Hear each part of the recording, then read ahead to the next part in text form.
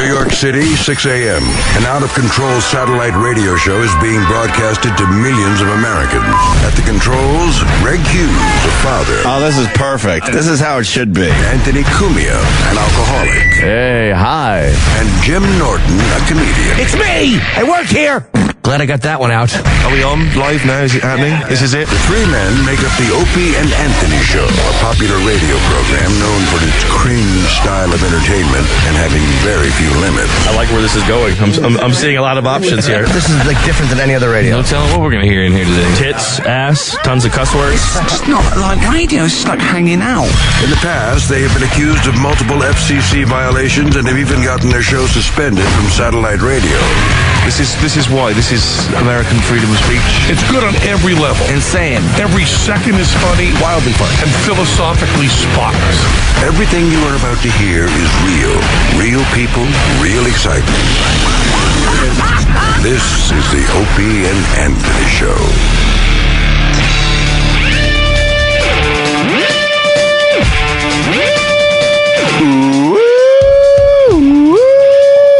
We're on already? Oh, my Yes. God. You got to do it again after yesterday's amazing show? I don't think we should have to.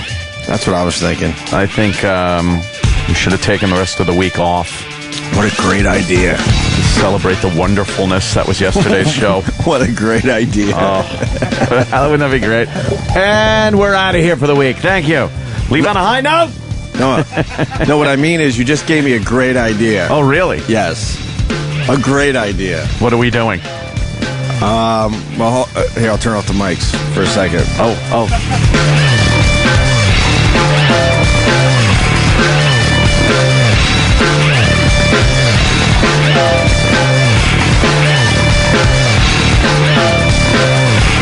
Yeah, that's good. That's a good idea, right? It'll make sense someday. Yeah. Anthony just gave me a great idea, though. Don't worry about it. That's, Is this E-Rock's pictures from yesterday's amazing radio show? really amazing? He had a lot of shots. Two icons. Yeah, and Brian Johnson. Brian Johnson. Jimmy Norton. Oh, very good. Yes, Sorry, I of just course. jumped And on. Malcolm McDowell, Jimmy Norton. And then Brian Johnson's in there, too. And that's your first step over for the day because Jimmy was in the middle of a great line, and I'm like, yeah, it was a great day. So, we had Brian Johnson of AC/DC, who Jim Brewer has told us over the years is just a great guest, and wow, Jim Brewer was correct. And then we're clearing the studio out because we had Malcolm McDowell coming in, and Brian Johnson goes, Malcolm McDowell? Yeah. And stupid me, I'm just thinking in radio terms. I'm like, yeah, he's a fan of Clockwork Orange like we are. Yeah, he saw the guy on TV a few times and movies, whatever. But no, see, they live in a different world, and he was like, holy shit, it's my old pal, Malcolm McDowell, who I haven't seen in a while. My mate. So the door opens, and they hug each other. Yeah. And then I'm thinking Malcolm McDowell might think this is some weird psycho fan. How would he know AC/DC? Yeah. Because it's Malcolm McDowell, movie star, you know?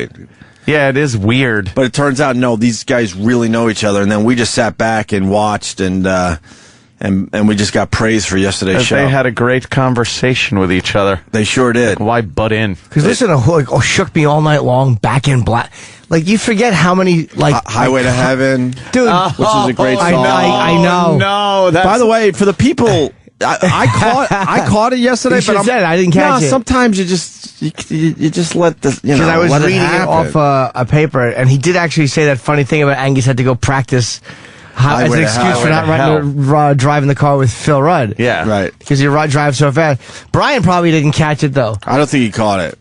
Yeah. Because I don't he, think so.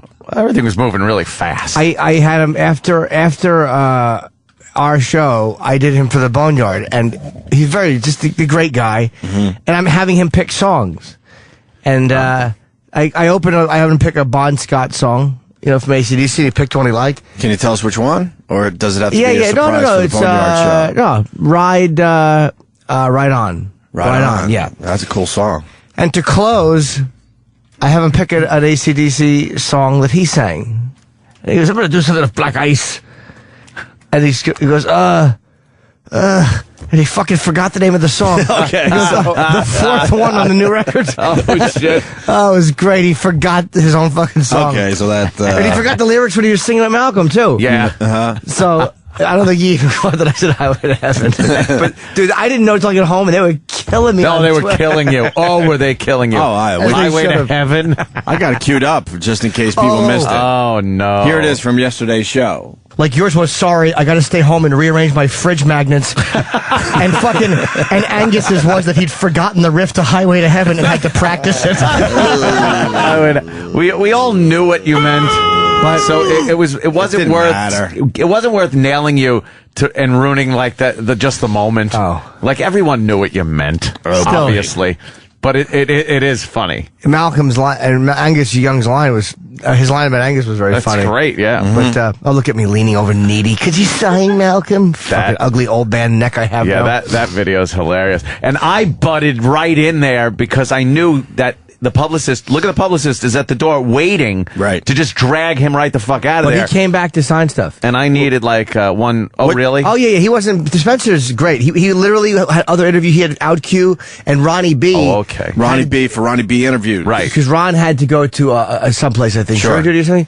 So Malcolm came back after. Oh, that's great. And signed a couple things on the table. He was fucking great, man. Oh, okay. Yeah, the guy was fucking great, man. What'd you get signed at?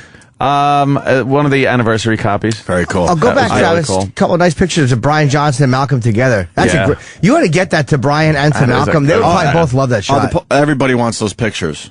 They're people. They're like, we need those pictures. Yes, Eric. E-Rock's got Yeah, it. they're sending couriers over today because Warner Brothers, AC/DC's management, Malcolm McDowell's people all want these photos. So Then again, are you going to get a credit, E-Rock? I hope. Then again, A credit in a book, maybe? Photo by Fatso. by the way, those are the ones they're going to release. Malcolm and him. Okay, have nothing to do with us. Oh, nothing to do with us. Of course nothing not. yeah, But we got to give them the good ones too. them. That's why I photobombed one. Is the you photobomb? jumped in the Yeah, background. that's on the disc for them too. Where's my photobomb? That's one where Opie's in the background. Yeah, As two mugging. chums are getting to know each other again, they haven't seen each other in a while. I have to be a fucking loser in the background. You're mugging. Dude, I almost did the same thing while they were talking. I'm like, what if I could just turn around and stand? Inject yourself into their conversation. I was to get the picture, but I couldn't do it. Hey, I threw up a video and the comment, people love nervous fucking Oh Jimmy. my God! Yes, you And are so nervous, I felt Nelly. bad yesterday It's after the hilarious. No, I don't Why? care. Who gives a fuck? I didn't mean to. We have to do this show every goddamn It day. was Who cares? great. It was so good. Don't even fucking think twice about it. Who gives a fuck? I know. I just don't want to be You fucking. makes you endearing. You getting all nervous about the eggs? Wow, the video's doing well already. All right. I can't. I can't move my eggs. You're just all upset about your eggs being put in the way. I have this thing. I move these eggs. Yeah. Fucking eggs in my way. Fucking eggs in my way. How do I move these eggs? We're in the middle of Jimmy panicking. Jimmy is in complete panic mode. Malcolm McDowell's coming in from Clockwork Orange. Johnson first. Can you pause this for a second? Fit with these guys. All right. I got to ask Jimmy because now, all over the Sure. now it's a day later. Did you realize at the time how fucking nervous you were coming across? No. Because me and Ant were No. dying. We're dying. We're like, It he's was losing hilarious. his mind. I was overly tired. I haven't been sleeping very well. So, no. That's a good pause. Your arms are up. Yeah. You're waving around. I'm flailing. You were flailing and just babbling. It was I was fantastic. I was 45 minutes late for therapy yesterday because I went right to Oh, the fucking. no. No, it's okay. I went You right went to the art place. I call it the poster store. Oh, and have it all mounted and Have it everything framed. nicely. I don't get Very good. mountings, but just oh, framed. Yeah, oh, really? It was a fun day to follow Jimmy on Twitter yesterday. He Yeah. was tweeting as he went. Yeah. And now I'm at the poster store. The poster The one store. someone told me on Twitter, and they're probably right, that the one Malcolm had never seen was probably Oh, yeah. from like 82 or in the 80s because it was probably one of those some weird Australian poster. It's not. Yeah, but why wouldn't they? Oh, probably they couldn't use those people without paying them. Really? Sometimes Oh, that maybe. happens. I don't know. Sometimes that happens. Or they might have been cross-promoting two films, like a poster, like an art house or At a something. film festival. The guy on Twitter told me why. Because I wrote back, I'm like, why do you think it's... Because he seemed like he was convinced it was an Australian, not I want to an know original. because Malcolm McDowell never saw that before. Yeah, I don't mind getting him to sign that. That's great. Hey, It's a dude, great- he was even like, wow, I've never seen this one before. And he wrote a Viduel. He writes that, yeah, video well. that's- How great was cool. that Yeah, to see very, that right very now? good. Can we go back to that video for a second? I love watching Nervous And Jimmy. like it's 40 years ago. Just want to say it's like 40 years ago, and the guy is still just fucking blurting lines out. Well, what Loves else to is he talk gonna about do? it. It's just great. Yeah, what else is he going to What do you think we're going to be doing? I know, just So the talking about. sex for Santa. Yeah, let me tell you about that. Yeah, it's the 40th anniversary. Oh God! I just wish I would have asked him about Caligula. I mean, Yeah, it was just one of those things where obviously, Brian Johnson's screwing up our interview. Yeah, wrecking the whole thing. It was hard to, get into as much as we wanted to. They'll both, by the way, they'll both for the rest of their careers remember this radio show. Of course. And Brian Johnson will have back easily, and hopefully Malcolm would come back. Malcolm comes back to New York a lot, so we'll have him too. It was a great introduction for our show. Go back to Nervous Jimmy. This is too good. Yeah, don't worry about it. We have to get the TVs off and fucking Brian Johnson. Everybody, we have to do Brian Johnson pictures of something a certain way because we can't have fucking Malcolm walking like Brock Lesnar did. It's Malcolm McDowell. Right. Okay, Jimmy. The guy was like knighted. Yes. It'll work out. So now, Sir, is he a sir? I don't know. Don't say that because if he's not, you'll feel like an asshole. Yes. Jimmy is now carefully opening up the. Opening that. You have a few things in there? Two things. And this is stuff you want Malcolm McDowell to sign. I would hope that he would. Yeah, I'm trying to think which one I want to open a certain way. I told you to leave that alone. It's a very important work of art. All right. Can someone just hold this like really flat on the bottom? Assist Jimmy. All right, don't he's carefully opening it. The thing there, Travis. That's Do the not poster. fuck this up. Mars, you punch it, I'll give you $1,000. Oh, God. This right here. Imagine just slamming your fist Jimmy's in into another that place. thing. As we watch this video. I'm not gonna take it out though. Look, he doesn't want to take it out. Why? Because it was so hard to get in, like without being. It's a fucking. Bring the camera over here. I'll show it to you. Oh, yeah. Oh my God, I gotta get up. What is it? It's the original movie poster, but it's the Japanese version. Oh. Let me see. I don't know because you can see how fucking delicate this. It's the Japanese version of the poster. Oh my God, I gotta sneeze. And very nice, Jimmy. So I got that to be signed. That was a Lulu. All right, and what's the other side? let's try to Other put this. side. It's got Look at how he's carefully. This one has a little thin British poster that I've never seen before. oh, look at that. Yeah. I don't know what this is. Well, you bought it. What do you mean you don't know what it is? But Well, it says Malcolm it's a movie poster without the guys on it. It's got different guys on it. Yeah, who is different that? guys. I don't know who they are. They're different people. For a fucking Broadway production? Yeah. I have no idea. So I'm gonna have them just sign it right there. But I want these two things signed, and maybe maybe the program. That's it. I'm not gonna go crazy. No, you're not going crazy spending $1,100 on this stuff. That wasn't very good, but I had to do it, dude. The Japanese fucking poster is beautiful. It's in perfect condition. I've never seen it. It's an original. I had to get it. The only thing odd, and you can tell it's Japanese because it says a crockwork on it. Old gag. All right, Jimmy. Japanesey joke. But yeah, I went a little. A look inside Jimmy's obsession. This is his thing, man. But it's like this is a guy I really love in a fucking movie I love. Sure. So I don't feel bad. Fabulous. This was a thrill for us, Malcolm. Thank you so much. Thanks so much. Hey, great pleasure. Thanks, guys. I think we're done for the day. Yes. All right, we're getting out of here. Thanks, guys. See you tomorrow. Looking right up on the thing. Oh, you I'm are watching right myself. there I'm with embarrassing myself. No. Can you hold that? Your damage. So obviously, right after the interview Yeah, I didn't. with Malcolm, we cut to that. Jimmy getting his stuff signed. It's almost More shameless. of a though. visual right now. But it's like It's so cool. Video he signs. You got video confirmation that's his signature. yeah. A horrible signature, by the way.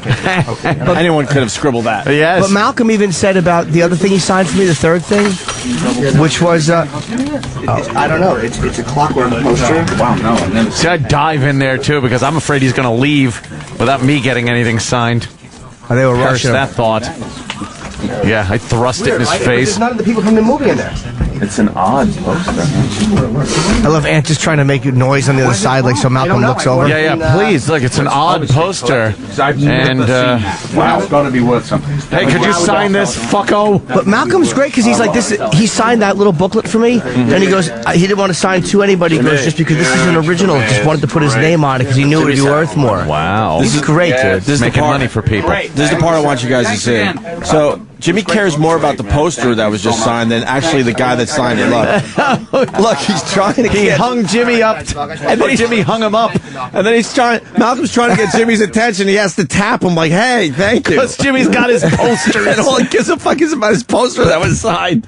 I didn't mean to. Oh, that's fantastic. You had Malcolm McDowell actually tap you like, "Hey, I'm saying goodbye I'm to here." You know, I think we made some kind of connection today. You signed it already. Shut up and leave. Exactly. Interaction over. I don't need you anymore. Don't you understand? You're not a real person to me. You're an entity from the movies. You're movie man here. Movie man in studio. Movie man. A lot of people picked up on that. What's that about? You don't really care about the person after I don't he think they signs care it? about me. So it's like I feel bad trying to interact with him. Plus, he was leaving, and literally he had just signed that. And I also, like, what else do I need from the guy? I don't want to overdo it.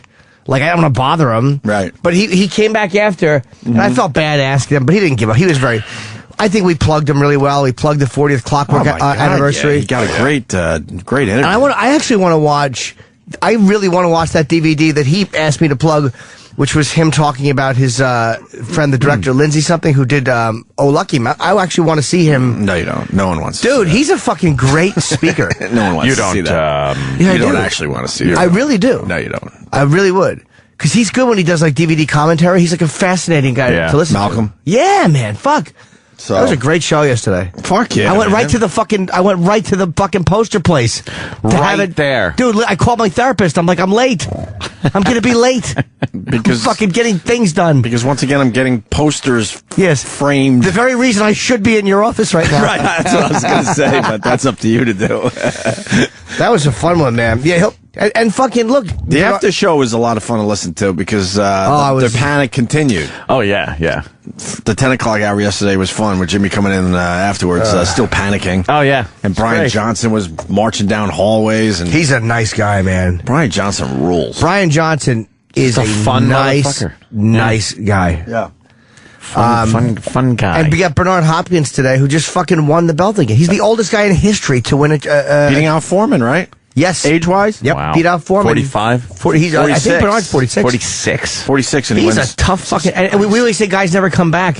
And Yeah. this guy just won the belt, and he's coming back. Wow. Right. History making. Very Yeah. happy for him. It'll be good to see him again. It was funny last time I was in He's with all great, the dude. prison stories and shit. And then he came in. We How to hear the make time he came things. in after that. Yeah, you might not have been here when Nah, he I came probably in again. wasn't in. Yeah. The second time he came in, and he sits very close. Right. But you don't get like a threatening vibe from him. He's No. just a nice man. Yeah, he really is Yeah. a cool guy. Really say something weird to him, and then No, dude, I watched a clip of Hopkins online. you'll take a hook to the head. He's a Philly tough dude, and I was watching footage of him get annoyed at some fucking British cunt. Oh no, really? And you could just see that Bernard Hopkins is a guy that probably would punch a reporter in the face. As a reaction. Right. He has to talk himself out of, Yeah. I think, sometimes hitting people for fucking with him. Yeah, he's one of those guys. Wow. You guys want temper. Brian Johnson and Malcolm McDowell singing from yesterday? Yeah, I didn't, It's I a was minute and a screen half. capping. What do you mean? Yeah, I wish we could have got them to sing in the rain. Well, I should have asked Malcolm that, but he was talking about it and he didn't sing it, so I didn't want to go, could you sing it? Sing it. Go ahead. Do it. Do it like Do you the did bit. in the movie. Do the bit. Yeah, do it like in the movies. Just do it. Put the hat on. Put the hat on. Put that hat on. The hat. Put the eye on your sleeve and hit me. So Brian Johnson, the door opens. Malcolm McDowell's outside. They run. They hug. They're like, "Oh my God, I haven't seen you in a while." Blah blah blah. Two old pals. That AC/DC story when he had the tryout was really funny too. Oh yeah. Holy crap! And he had a job to do. Didn't want to leave his vinyl roof job. What did he say? He had 8 jobs that day. Yeah, he's a busy man. So he probably didn't believe that he had a shot at that. So he almost blew the audition. He almost didn't go. He was been late, a whole right? nother singer. Might not have been as popular. AC/DC might have been just gone. Yeah. That's From how that shit point works. forward, it might have just not panned out. Back in fuchsia. Could have been a different... Just all that AC/DC with Right. Brian Johnson. Imagine if that was just non-existent. Yeah. Just never fucking. Some you wouldn't know. some other Brit. Yeah. Fucking Willie Tetley. Just Willie Tetley. He bombs horribly. The band breaks up and nothing ever comes of it. Willie Tetley. He decides it has to be Highway to Heaven. Yeah, Highway to Heaven. Wrecks the whole vibe of the band. Yeah. Here, so then they decide to sing impromptu. They just sang a little something. We got that from yesterday. Is that an AC/DC song that they sang or no? No, I think Brian wrote it though. I think. Yeah, Brian I think wrote it's it. something It was they were working on or something. okay. For, Yeah, it was some kind of a show that they musical wanted or to do. something. I don't know, man. Yeah. Well, what about It's Good to Be God? It's good to be God. It's good to be almighty. Oh, fuck. He wrote the fucking thing. I can't remember. It was a while ago. The universe. It's good. It's alarmingly good. Oh, how it's good to be God. It's good to determine destinies of a dynasty or a nation. Or mortal should they try to get ideas above their station. What of an overwhelming feeling knowing everything is mine. To be potent's very pleasing, but omnipotence divine. It's good to be me, God, and I'm casting it out. Oh, fuck. No, that was brilliant. That was brilliant. And he wrote that, and it's a brilliant musical. We only need, how much do we need? 8 million? That's it. I will get it on. You'd have to sign a few more books. Well, yeah, it's but we'll get it on. I mean, we just had to stop because he goes, I've got a great part for you, man. I went, yeah? He went, yeah, fucking Zeus, man, you're fucking Zeus. And this is you're coming in, you're flying over the fucking audience, man, on a fucking wire, and there's fire coming out your ass. I went, are you serious? He fucking right, I'm serious, man. And then you land on the stage, and you go, it's good to be God. to be How great was that? That's a great, ridiculous sounding moment. Sure. But God. Brian Johnson of AC/DC singing kind of a musical number right there, right? That's weird. That was a Spinal Tap moment. Right. Because it's almost like, we now have time to write that, Saucy Jack. You're a naughty one, Saucy Jack. And then, like, finally get a chance to do our, projects we've been putting on the back burner. Saucy Jack. He wrote a musical already. I think in his book he talks about he was doing something because he was writing a musical at the time. Like I think he's probably written a few or a couple. Sure. There's a couple questions coming in, which this is a good question because I was wondering the same thing. Brian in PA. Hey, what's going on, guys? Hey, Brian. My question is for Jimmy. Hi, Brian. Welcome aboard. Hey, Jimmy.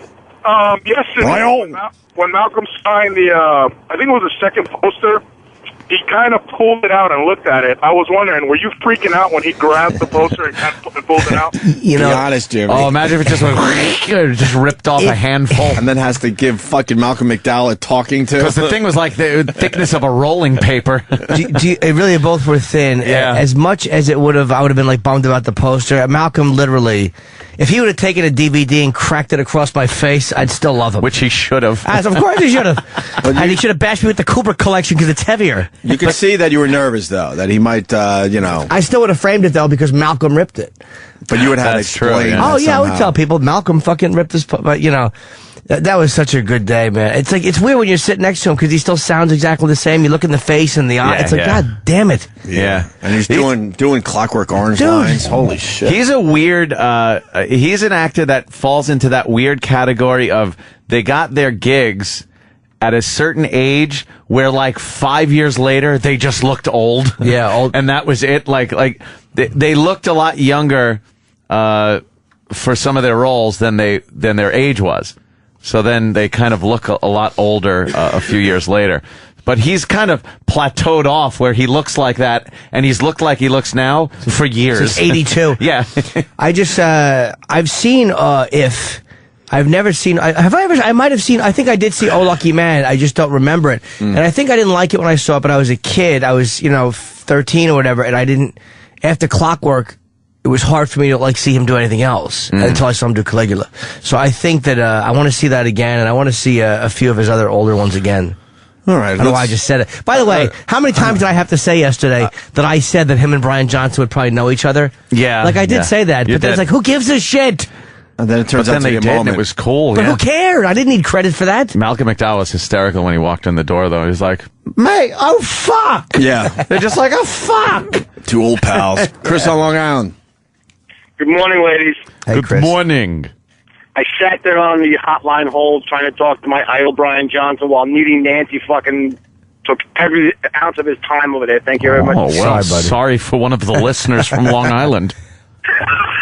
I know, but that's sort of what annoys me is that you talk you can't wait to meet Brian Johnson, blah blah blah, and this morning you're talking about Highway to Heaven would have been Highway to Hell would have been a different title if they hadn't chosen Brian Johnson. Yet Highway to Hell was done before Brian Bon Scott. Yeah, no, I know. It's just, right. We know that. Yeah, but it's just a... No, oh, God, what an asshole. Yeah, but it's just a goof thing. Chris, you're an asshole. The point was He's that... being literal Chris. Yeah. I know, the point being the song, yes, was already there, but he, some other guy came in and his influence would have been to change that song. Right. That was the joke. Yes, I got it. Oh, my God. I know that song is older than Brian Johnson. I didn't at the moment when I said it. I wasn't even... I was literally... I totally know that one. I'm not I don't know everything about AC/DC, but I know some basic shit. AC/DC. I fucking... I wrote that quote down from his book when I was reading it, because I don't know if Chris, if you haven't read the book, it really is funny. And I wasn't saying that just because he was here. I went home and read more last night. Like I want to be finished with it by the weekend. It's fucking really a funny book. Yeah, you're right, Jimmy. I picked it up yesterday when right after the interview, and the first 100 pages went by, like that. I didn't plug properly the book signings because I didn't realize it was such an overwhelming thing with those guys both being here. But I don't think Brian Johnson, you forget you don't realize he's one of the biggest rock stars on the planet. Oh, my God. Yeah. Yes. You watch that fucking video, some of the live footage, it's astounding. Dude, he talks about in 1991, in the book, there's a chapter where they're doing something in 91. Boris Yeltsin asked some people, troops or whatever, or the public, what do you want? What can I do for you? And they said, we want AC/DC. AC/DC, motherfucker. And, of course, being the Russian premier 3 days later, they had AC/DC in fucking Moscow. God, wow. Amazing. And fucking, they had a field and 100,000 people. On 3 days' notice. Yeah. 100,000 fucking people, man. Amazing. And the whole band is just about as nice as Brian. I mean, Phil is a little aloof. Right. He's had some his problems in the past. Yes, I know. Phenomenal. Every guy in that band there's no rock star airs to them. There's no. So far, we've had Angus and Brian on, and they were both great. And Angus, I wish we could have got in studio. He was just plugging like a date. He was plugging a gig, but I would love to have gotten him in studio. Yep. I love how Brian says the name of the band. It's a story. AC/DC. AC/DC. Right. What band are you talking about, motherfucker? I was amazed that he hated the road. Yeah, I guess he gets sick of it. After a while, he probably, the traveling. He loves gigging, but he just doesn't like knowing you're going to be in traveling. front of 100,000 people, though. That's the fun part. I know, but I don't know. Dude, I got to go see them. What's that, Danny? That poster, where's that from? No, I was just looking at your Twitter. I'm still trying to look at it, but the shape of it looks like it's a day bill, not exactly like a poster. Right, day bills are usually skinny and long. Oh, maybe, yeah. So I hate not being able to find shit. So you'll find out what somebody said. Mark Hamill, one of the guys on Twitter. Thank you, Chris. By the way, is Chris still here? Yes, I am. Okay. Thank you, gentlemen. Take care, buddy. Enjoy the book. Off. Enjoy it. I think it's as simple as they didn't get the licensing for the guys, and didn't want to get in trouble. God damn it, that might be it. It was just so weird when I had to kind of have it. Yeah. If anyone can figure it out, go to Jimmy's Twitter. The poster's right there, and obviously Malcolm McDowell's not in the poster. It's an Australian day bill. Wow, you know what? That guy on Twitter knew what he was talking about. Thank you. But why not use the guys? Cause I think according to that guy, it was about cross-promoting. I'm guessing it was a festival or whatever, or there was a couple of movies. Because Mark Hamill's on that poster, right? What? Mark Hamill's in there? The hell? One of the soldiers, the guy said. What year is it? 82? Now that we know there's not a lot of info on this particular page. But now that we know what it is, now I want to know why there's other guys on the poster, not Malcolm McDowell. That's the question today, because that's the weird part about this whole fucking thing. Yeah, I knew it was odd because none of those guys are. Why is it? It must be promoting that, because I think those descriptions, tense, da-da-da, are not about Clockwork. I think they're about the guys in the bottom. Mm-hmm. I think that's a movie poster with the words Clockwork Orange put on it. Yeah. I think so. Yeah, but I kind of... we'll try to figure it out. I'm guessing it's at least 20 years old. Yeah, it looks it. We got something to play. Great. From yesterday. Fucking fantastic. Want to play this? I don't even really know what this is, so we're going to play this cold. Burr. All right. That's good. That's good. Mm-hmm. It's good stuff. Uh-huh. Oh, God. Okay, that was... Oh, man. Ow. Wow. By the way, let's try that again. By the way, there was nothing playing. Do you want people are like, can't hear shit. I fooled you. Yeah, there's nothing on this. Nothing on the disc. I tried twice. You want to hear Needy? Yes, Jimmy. I went down. This is what a fucking. I went down to the cellar last night to do a set, and it was really good. Like the crowd was great, and I'm just working on a new 15 minutes of stuff, and I'm just enjoying it a lot. Mm-hmm. And I had a great set. And all I was thinking of, like while I was killing, is I fucking wish that Malcolm and Brian were over there watching. Oh my God! I thought that. Oh, you're a little boy. Oh my You're God! a sweet boy. I'm pathetic. And they'd be laughing and laughing. No, they'd probably be talking and I had that thrown out. That's fucking cunt. Brian would be signing stuff, taking pictures. Have them removed. Yeah, shut up. Do you want to be friends with them? Of course I do. I'd love to hang out with Malcolm. But then again, I probably have a better shot with Brian because he's friends with Broer. He probably likes comedians. Malcolm's just done with it. Yeah. Malcolm's been famous for fucking 40 years. Forever. Yeah. Well, moving on to today's show. Kubrick. I'm sure we'll be going back to yesterday's show. American Idol ended, ain't it? Oh, it did? Yeah. Yeah. Wow. Yeah. Was Priest on? Yeah. Oh, that's what I heard. Yeah, Florentine twittered it. I read a tweet from Florentine. Yeah. Does anyone know why Priest was on Idol? What did Just performing? That's Same as Aerosmith did, probably, because... maybe that's the Steven Tyler influence. Oh, really? Called up Judas and said, "Hey, man, you want a spot? Here comes Sam." I guess Sam watched. Of course, Sam watched. Why wouldn't he? We used to watch American Idol, though. I know, and I could tell you, I did not catch 1 second of American Idol this season at all. My sister was up from Florida. I saw one episode. I'm done with it. I saw one. I'm done with it. You know what I was watching yesterday that was fascinating? Before we get into this, real quick, I was watching that fucking Casey Anthony trial. It was on Headline News. Mm-hmm. They were just playing it live. They were playing it. And I'm thinking, like, now that's a fucking reality show. It was the testimony of the boyfriend that was with this woman when her daughter went missing. And she never said anything to this guy. So he's like, it was crucial testimony. And I'm watching going, this is a real reality show. And if she loses, she fucking dies. It's like yeah. They're not going to kill a cute girl. She gets the death penalty. No, this is a death penalty. It's a capital murder case. But they'll wait for her to be really ugly, and then they'll finally kill her. They never kill Let me the tell you cute ones. something. She's despicable. Of course, and the jury hates this fucking woman. What did they say? They're saying she killed the kid. She killed her kid because she wanted to live the lifestyle of a single young woman. That went out to clubs and fucking was able to, have fun, enter these fucking hot body contests, go around with this fucking hip hop promoter boyfriend, white wigger guy that apparently lives in New York. I was looking at him going, this guy's got to be a fan of the show. Oh, really? It just fits the complete fucking You never bill. want to know. But he had nothing to do with the kids. No, but he had nothing to do with the was disappearance or he anything. sticking up for her or going no? Well, he was just pretty much just the facts. It was weird because you couldn't really tell which side he leaned on, but he was just saying what he saw during that time that she was with him, and this daughter just went missing, and she never mentioned him that, hey, my daughter's missing. Fuck. She never mentioned, and she said anytime he'd ask like where the kid was, she went, oh, she's with either her mother or the nanny that she said was named Zanny the nanny. And then I'm sitting there going, holy shit, she fucking would give Xanax to the kid, because it turns out Zanny didn't exist.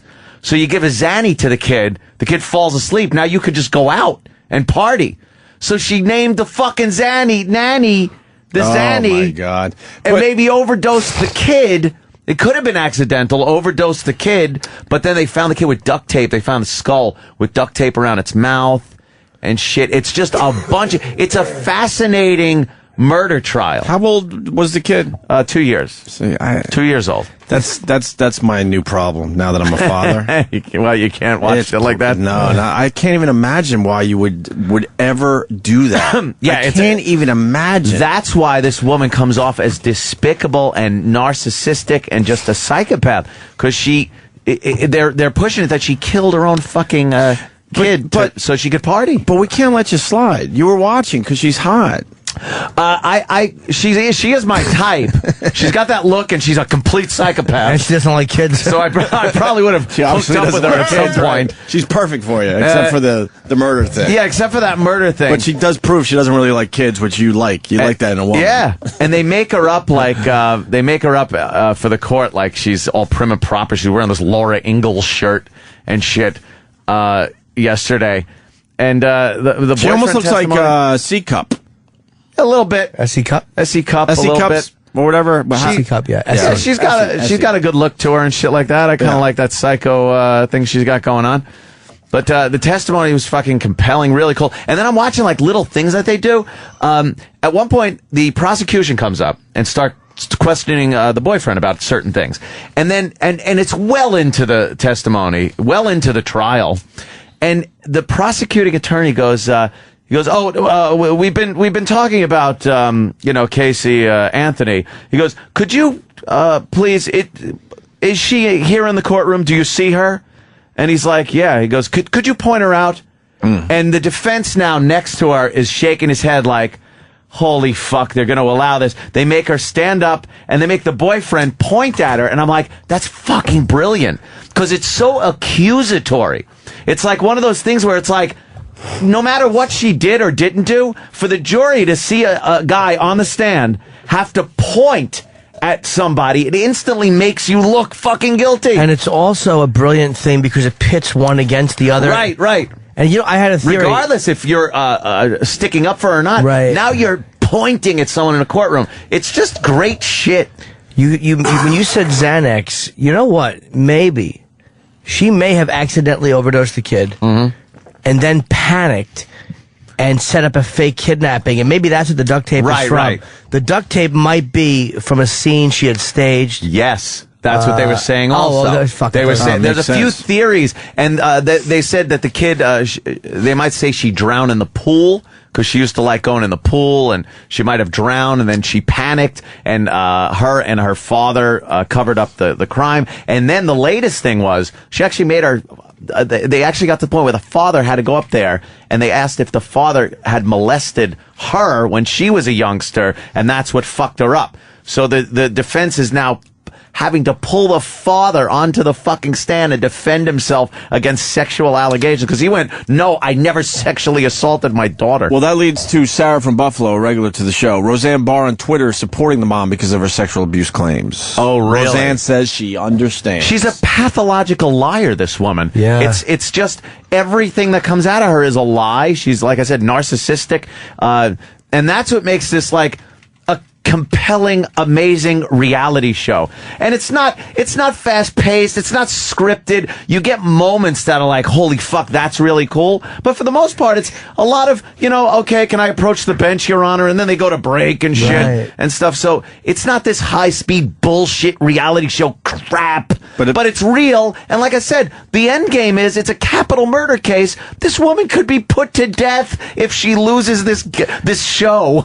You really think she's hot? I could hear it in your voice. Oh, I like her. I the like excitement. Her. She looks better. If she was a pig, you wouldn't be watching this closely. No.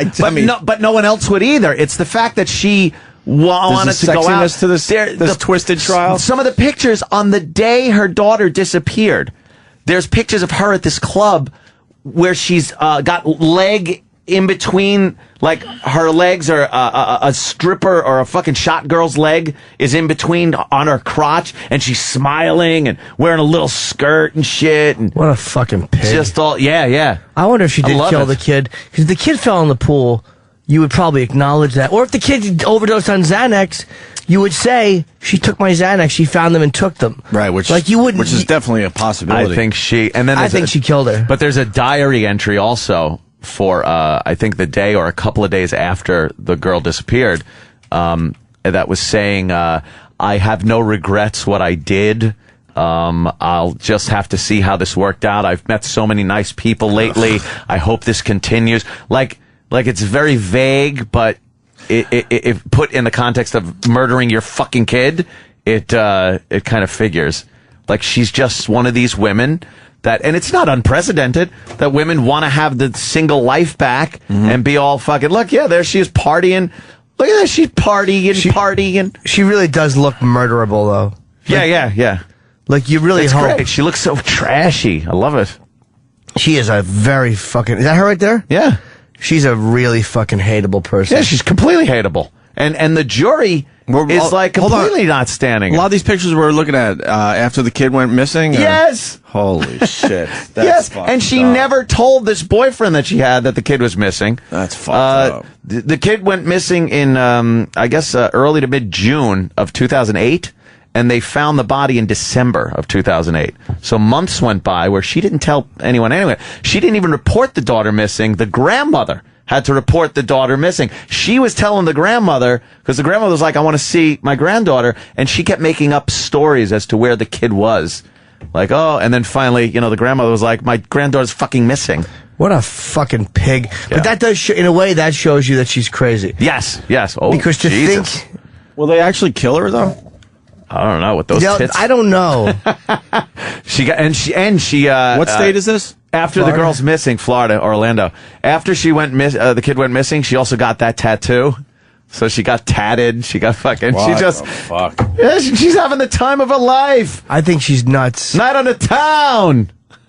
Yeah. I think she's nuts because Susan Smith killed her kids and then went into a thing with the black guy took the car. Right.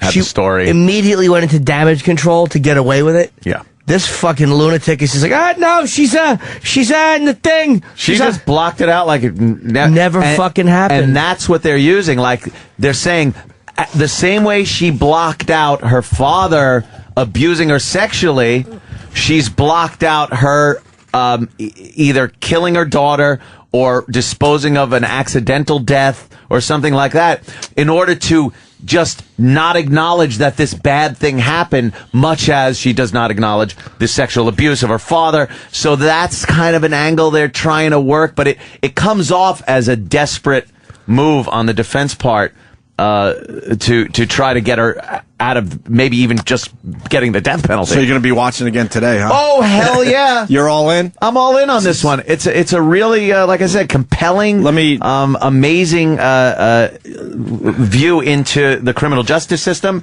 the despicable lawyers, the press.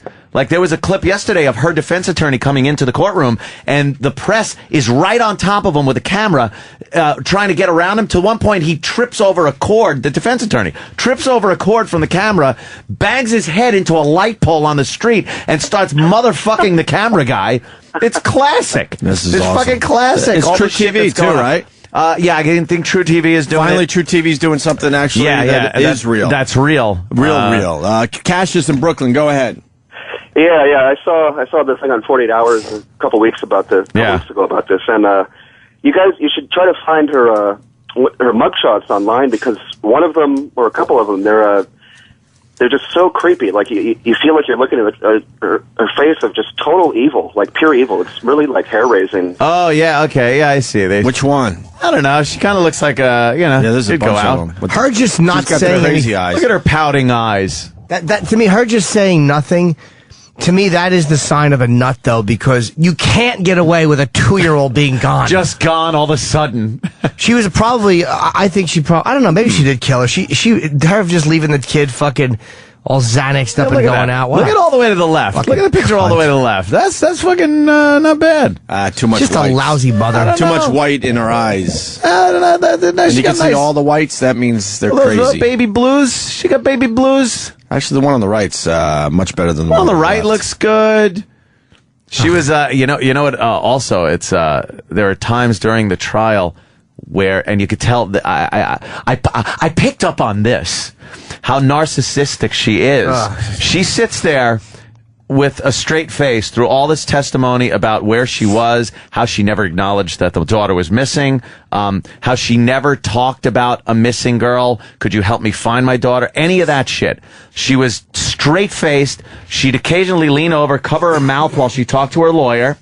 And then there was a testimony that the boyfriend had that they had to break into a storage shed in the backyard of her house to get a gas can because her car was out of gas.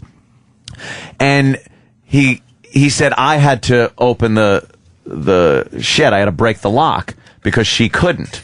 And the lawyer goes, well, she couldn't. Okay, how much did she weigh at the time? And she starts like, they show her and she put her head down and starts chuckling. Like the whole trial and the daughter and all that meant nothing. She just sits there stone-faced.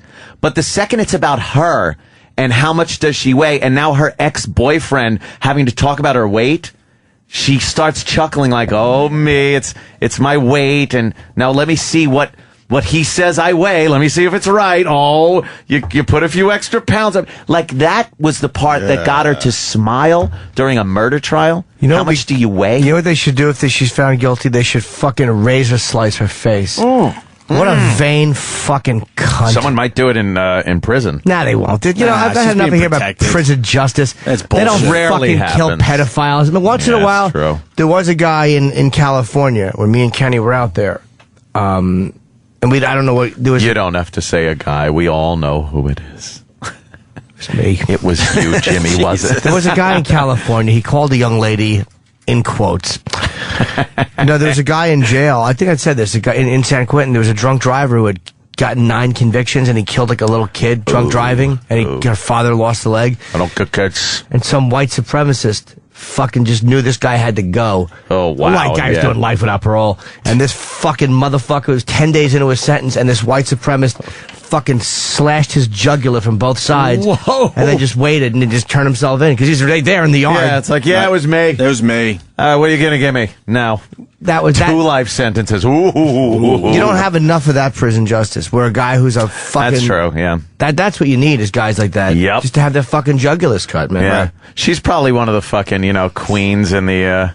or one of the queens have her as one of their little bitches or something. Man, she's probably well protected. No, well, the female prisons, I watch a lot of those, prison shows and shit, and when they show the guy prisons, it's just this horrific looking environment where you're like, I never want to be there. Ever. And then they show the women's prisons, and it's like, it's a very maternal kind of atmosphere. They where, take care of each other. There's picnic tables in the yard. Believe me, there's probably some forced pussy eating.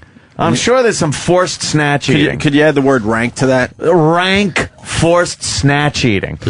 But for the most part, it's like this supportive thing. They all sit around those little round tables and play gin rummy. They have real relationships, loving relationships. Very, very loving, not just ass rape.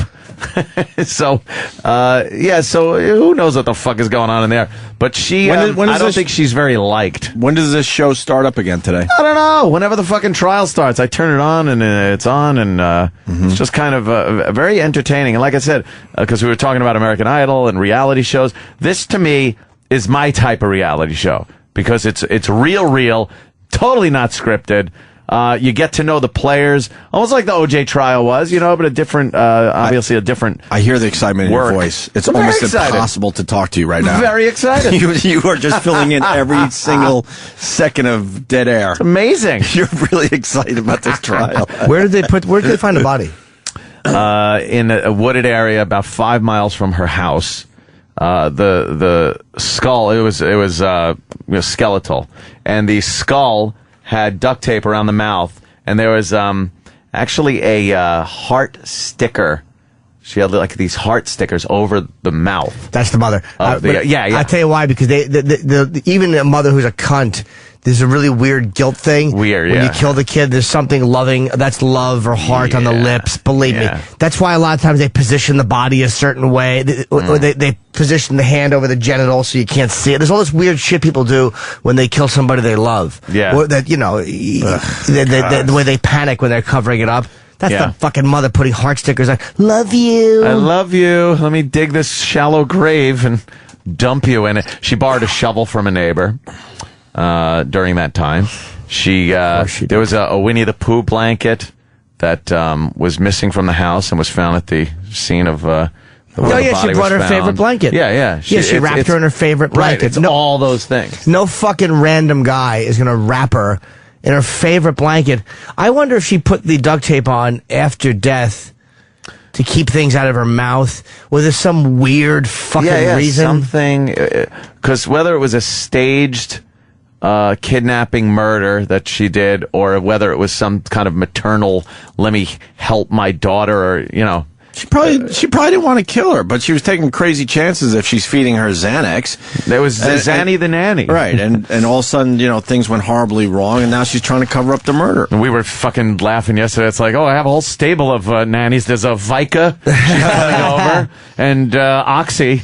The nanny Oxy's coming over. Is it true that she had the kid in the trunk for a few months? That's speculated. That's why they couldn't find the body? Yeah, they were speculating because there was a real rank smell coming from the trunk. What the fuck? And, but they also found garbage in the trunk, like an old pizza, and maggots were in there. So there was rotting garbage, which could be responsible for the smell. I don't know if they found any, DNA evidence in the trunk. But there was a horrid smell coming from the unless she put the trunk pizza of the in car. after. Yeah, to maybe cover up. But Alanis Morissette. Yeah, she has Very kind good, of Danny. It's like you took her she face grew her hair out and twisted it a little and made a little Alanis. Stretch her face out slightly. It's Alanis Morissette. Yeah. Oh yeah, look at that. Definitely in the eyes a little bit. Fuck, man. So, what was the cause of death? The remains were so skeletal that I don't think they were really able to come up with it. But it could have been some kind of. That's why, was it smothering or strangulation or fucking? Can't they want to get a piece of hair and find out? And they think it might have been suffocation by the duct tape, which would just be a horrible fucking. Like the kid wouldn't stop yelling or screaming or crying, and she duct taped her mouth, and the fucking kid couldn't breathe through her nose and suffocated. Yeah, suffocated.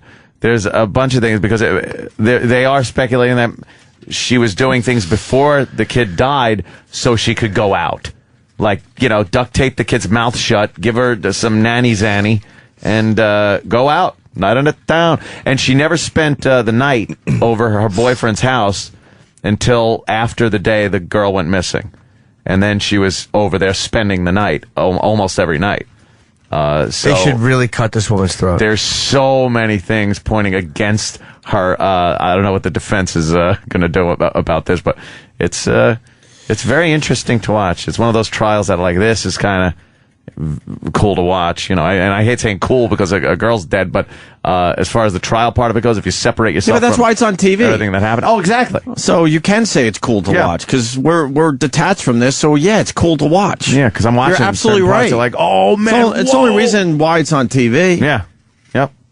It's a kind of a freak show, and it's cool to watch. Yes, you're absolutely It's right. reality programming. It's disgusting and all that, and being a father, I can't even express that thought to you, but yeah, it's cool to watch. They really don't get into the real details, or I don't know if they have yet or haven't yet, get into the details of how the body, the skeletal remains looked, how it was found, speculation on how it died, the medical examiner, things like that.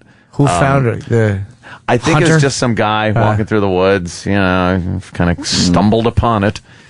But yeah, pretty interesting shit. Why would she leave the duct tape on? I'm asking a rational question. Just such a weird fucking broad, man. She's just a fucking kook. They really, if she did it, and if she did it like as a murder as opposed to an accidental death, if she was duct taping the kid's mouth and going out, she should just have a fucking bullet put in her. Oh, yes. I don't know why we're so despicable. Polite in this country. What does this have to do with Idol, though? I'm confused. Reality TV. Reality, and what should happen to people on American Idol. Yeah, that's true. I do remember. When you're voted off, just duct tape their mouth and nose shut. Watch them squirm. I do remember. I was asking why Judas Priest was on American Idol. How did we get here? That's the beauty of this show. You're going to bring a gay angle to it. Wait a minute. Why don't we break? We'll find out why Judas Priest was on Idol. Yes, and I heard the DeLeo brothers backed up Steven Tyler last night. That would have been cool to watch. Really? So maybe Idol was cool to watch last night. You got Judas Priest and Steven Tyler playing with the DeLeo brothers from STP. Oh, wow. That's kind of nice. Yeah, okay. And then Oprah said goodbye yesterday. Good riddance. goodbye. Everyone talking about her like she's a fucking messiah. Stop it. She was on a show for 25 years. God bless her. She did a great job. But Jesus, canonize the woman for fuck's sake. She helped a lot of people around the world, sir. Did she? Yes, she did. At the fucking African rape schools that she was building? Those fucking things? Well, in between rapes, people were getting some good educations. Oh, okay. You know, just fuck me running. We'll get into some of this shit next. Don't forget Bernard Hopkins coming in today. Tom Papa's at 8 and Bernard's at 9:15. Everyone is telling us that he said that McNabb wasn't black enough, which is a big. I got that. You got it. Of course. We got to ask him about it. Well, dude, we got to ask him why he says whatever he wants. He said McNabb is not black enough. Yeah, he's bashing him about. He said something about McNabb. He said, which is ironic. He goes, well, he's up in the house while a lot of us are in the fields. Calling him a house nigger, I guess, is what he's saying. But which is odd because Bernard McNabb is the one on the field. Yeah, we got to ask him about that. A lot of controversy over that statement. And Tom Papa coming in at 8 o'clock. Stay there. The virus. Get in touch with the Opie and Anthony Show. Call 866-WOW-1-WOW. That's 866-969-1969. The Opie and Anthony Show. Yeah, happy birthday to Lenny Kravitz. 47 years old today. Matt Stone turned 40 today from South Park. Really? For the people that care. Damn. How long has that guy been? That's it? Yeah. Mere youngsters. Hey, this French douche, Dominique Strauss-Kahn, he's under house arrest, right? Gone. His house arrest is going to take place in a $14 million townhouse with a private spawn movie theater. He's paying for it, though. If you want to rape me, you're going to have to come down here, Con. You're going to have to come down here. Yeah, that's his house arrest. Because he's paying for it. Yeah. Well, okay. What are you going to do? Well, how much was it a month? It's a $14 million townhouse. Yeah. The way it worked out was because he's a flea risk and he's so rich, they're allowing him only to be out on bail, like $1 million bail, if he pays for his own, he has to pay for armed security, which will prevent him from leaving. He has to be 24-hour braceleted. And he has GPS. To pay.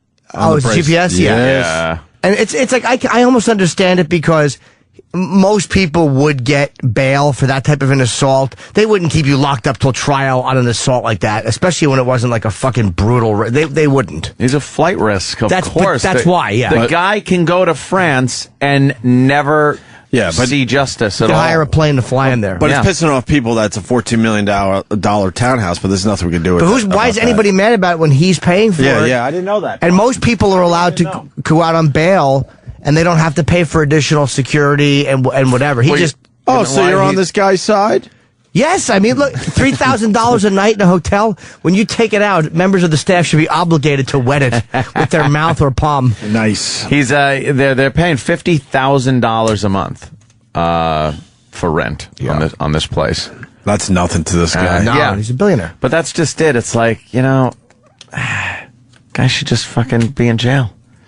They should be like, the guy's a flight risk. Fuck the security and everything. It's like Jimmy's saying that other people would get bail for I think most people would get bail, even though he was trying to flee. Most people would get bail. And I think a part of it is they don't need this guy in jail getting his fucking throat cut or getting stabbed. It's just too much of an international incident before he's convicted. And he's not going to be able to flee with the GPS thing, so. You know what, though?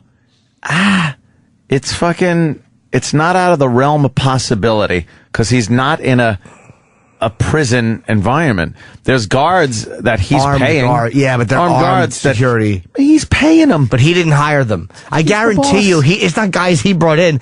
I guarantee that they're just giving him the bill.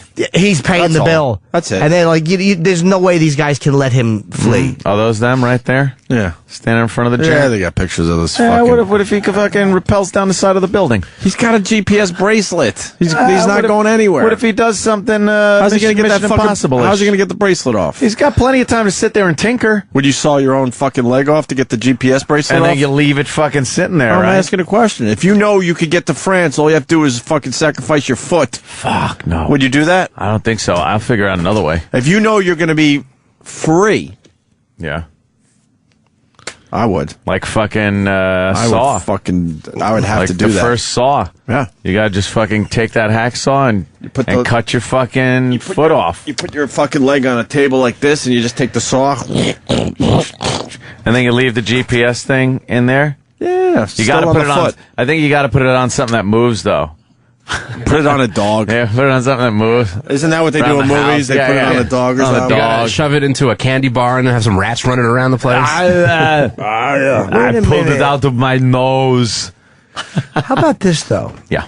I don't know how it works internationally, but he has enough juice in France. Oh, yeah. What if he was just to rush to Teterboro Airport? Right. Literally with the bracelet going, because that's the noise I think the bracelet should make. It would. What if he was just to go to Teterboro Airport, have a plane waiting for him, and get on the plane? He would never make it to Teterboro.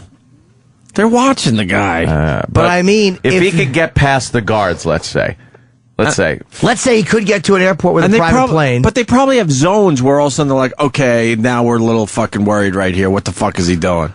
Way before he gets Say he cuts it off. Say he cuts it off. Say you hire someone to cut it off. Right. Say you give the guards $1 million a piece.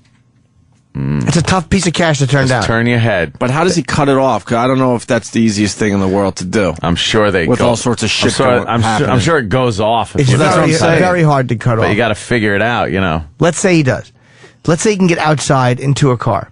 Get to Teterboro Airport.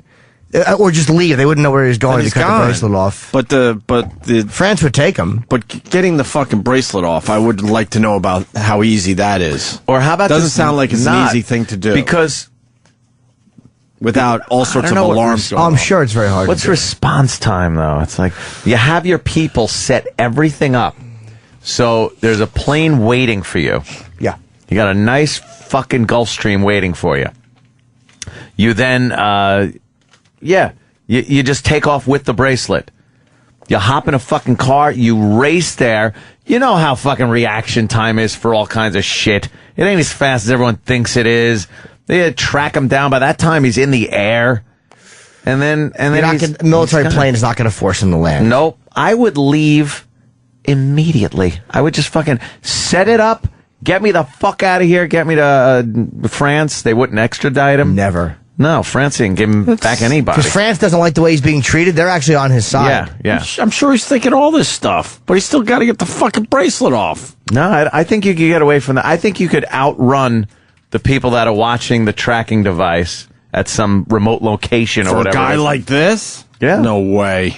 I think you're in the car, you're fucking driving. But I think if you're a mere couple miles from the townhouse, that's the red alert. That's good. Have a guy that's the red alert. Tail your car and purposely cause an accident in the tunnel behind you. But if you're in the tunnel, they know where you're going. They would radio ahead to the other side of the tunnel.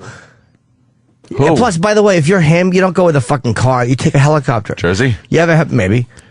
Nice work, Dominique. As the girl's bleeding from her gums. You take how about that? A helicopter now. You hire yourself a helicopter. Sure, picks you up, takes you to Teterboro. Yeah, just like that. And literally you're on the... But then again, going through... What kind of security do you have to go through before you get on a plane? You might have to go through certain security. And the helicopter's not a private plane. They pull those fucking things up, and a car pulls up. I've seen it happen. I've seen it fucking happen. You guys are nuts. They pull the car right up to the fucking plane, especially... You ever see those fucking Arab guys? They don't go through shit. They fucking have their own security team. They get on the plane, the limo pulls right up to the fucking plane. We're thinking this... So New York City is thinking this. They believe me, losing him is embarrassing. They're not going to lose this guy. None of this is going to happen. What's wrong with you guys? It's a helicopter and it's going to land safely at Teterboro where the plane's waiting? That's not that crazy. Why not? Because they wouldn't know that it's him. It's just another helicopter coming in. But and the bracelet. Another Gulfstream leaving. You have to understand how to cut that thing off without the fucking I don't think so. alarms going off. I think you can outrun the response time of them putting everything together, having a team that can run out, get the guy. They got to drive faster than him to get to him. You could get to the heliport. From where is he? Rikers? Where he's right in Midtown, right? I do think though with this guy, because of who he is, and he's so high profile, the response time would be immediate because losing him is embarrassing. And the guards are federal marshals, by the way, okay? He's not going to pay off federal marshals. Okay, yeah. anytime I mean, soon. that. Just kind of get All right. you got to sneak out. And this guy knows a little bit about the security bracelets. I'm not allowing this. I'm sorry. The federal marshals. You guys are doing movie scenarios, and it's kind of cool, but it's not happening. The federal marshals is the problem. Mike That's and PA. the main Mike. problem. Mike? Hi, Mike. Hey, how you doing? What if we say the dirty marshals? We got some guys on the payroll at the paper. I know you work at Mike's Bracelet Emporium. You're my enemy. Go ahead, Mike. After all that, it was the wrong guy. It's actually Steve in Kentucky that I need. Yes. Steve. Bang it, bang it, bang it. That's the guitar strumming. Hey, what's going on, guys? Hey, man. Hey, I used to date somebody who used to deal with sex offenders with the GPS systems and tracking bracelets and everything. Yeah. She told me a little bit about it, that even if you adjust it a certain way, it would send off like an alarm to the people who are monitoring it 24 hours a day. And with somebody this high profile, it'd be kind of hard to lose track of them. Or even if you to adjust the little anklet, the little bracelet around his ankle. So no, dude, we're not saying we're saying outrun the response time. Yes. Like, it's gonna go off. But once you're in the air, they're not gonna shoot you down, and they're not gonna use military planes to force you to land. I mean, that's just too much of a fucking... But they'll have a red alert at all the airports. But and the security at all the airports, even Teterboro. You're not knowing it's him. You don't know it's him. Let me tell you something, though. This rope's right. That helicopter's going off. They see that where he's headed. Believe me, they know where Teterboro is. They immediately would say, shut down all outgoing flights from Teterboro. Like, this guy is coming. Look for him. Even if they don't know it, even if they don't know he's in a helicopter. That fast. Oh, yeah. Oh, come on. This guy's a fucking head of the International Monetary Fund. He's a big one, dude. I don't have enough faith in anything to think anyone can respond that quickly. I've seen enough shit where it's like you'd like to think they can, but I don't think they can. Well, I don't know. All right, hold on, Mitch. It's my opinion. Mitch, go ahead, Mitch. Hey, this is what's going to happen, boys. He's going to take a helicopter. How much water surrounds New York? He's going to take a helicopter to some remote place that has a submarine waiting. Was he Dr. Evil? What's wrong with you guys? He's Dr. He's a Evil. billionaire. He's going to get a submarine. And then where's the sub going? Up down the Hudson. Going to go to France. In a submarine. All the way to France. Yeah. You're right, though. By the time, once he goes up in the air, there would be a red alert at all airports. He would not get out of a commercial airliner. And I guarantee, they know all the private airports within 50 miles. They would say, this guy, look out for him on any outgoing flights. How about then the second you get out of the building and into something else, you completely fuck that bracelet up. That alert would still be put out because they'd know where he's going. The alert, how would they know where he's going? Airport. Where else can he go? Yeah. How many airports are there to check? You're going to close down... Hold on. You're going to close down LaGuardia, Kennedy, fucking Teterboro, Newark. You don't need to close them. All on the thing that he might be going to one of those airports? No, you don't have to close them. You put out an alert for him. This guy's coming. Look out for it. And the commercial airliner, he would never try to get on because you have to go through security with a ticket. And they're paying attention to him way more than anybody else. It would be private. This is what you do. So you keep everything out of his name. I've hopped on a fucking plane. This is what you do. You hire Tom fucking Cruise. Yeah. Exactly. Mission Impossible. Exactly.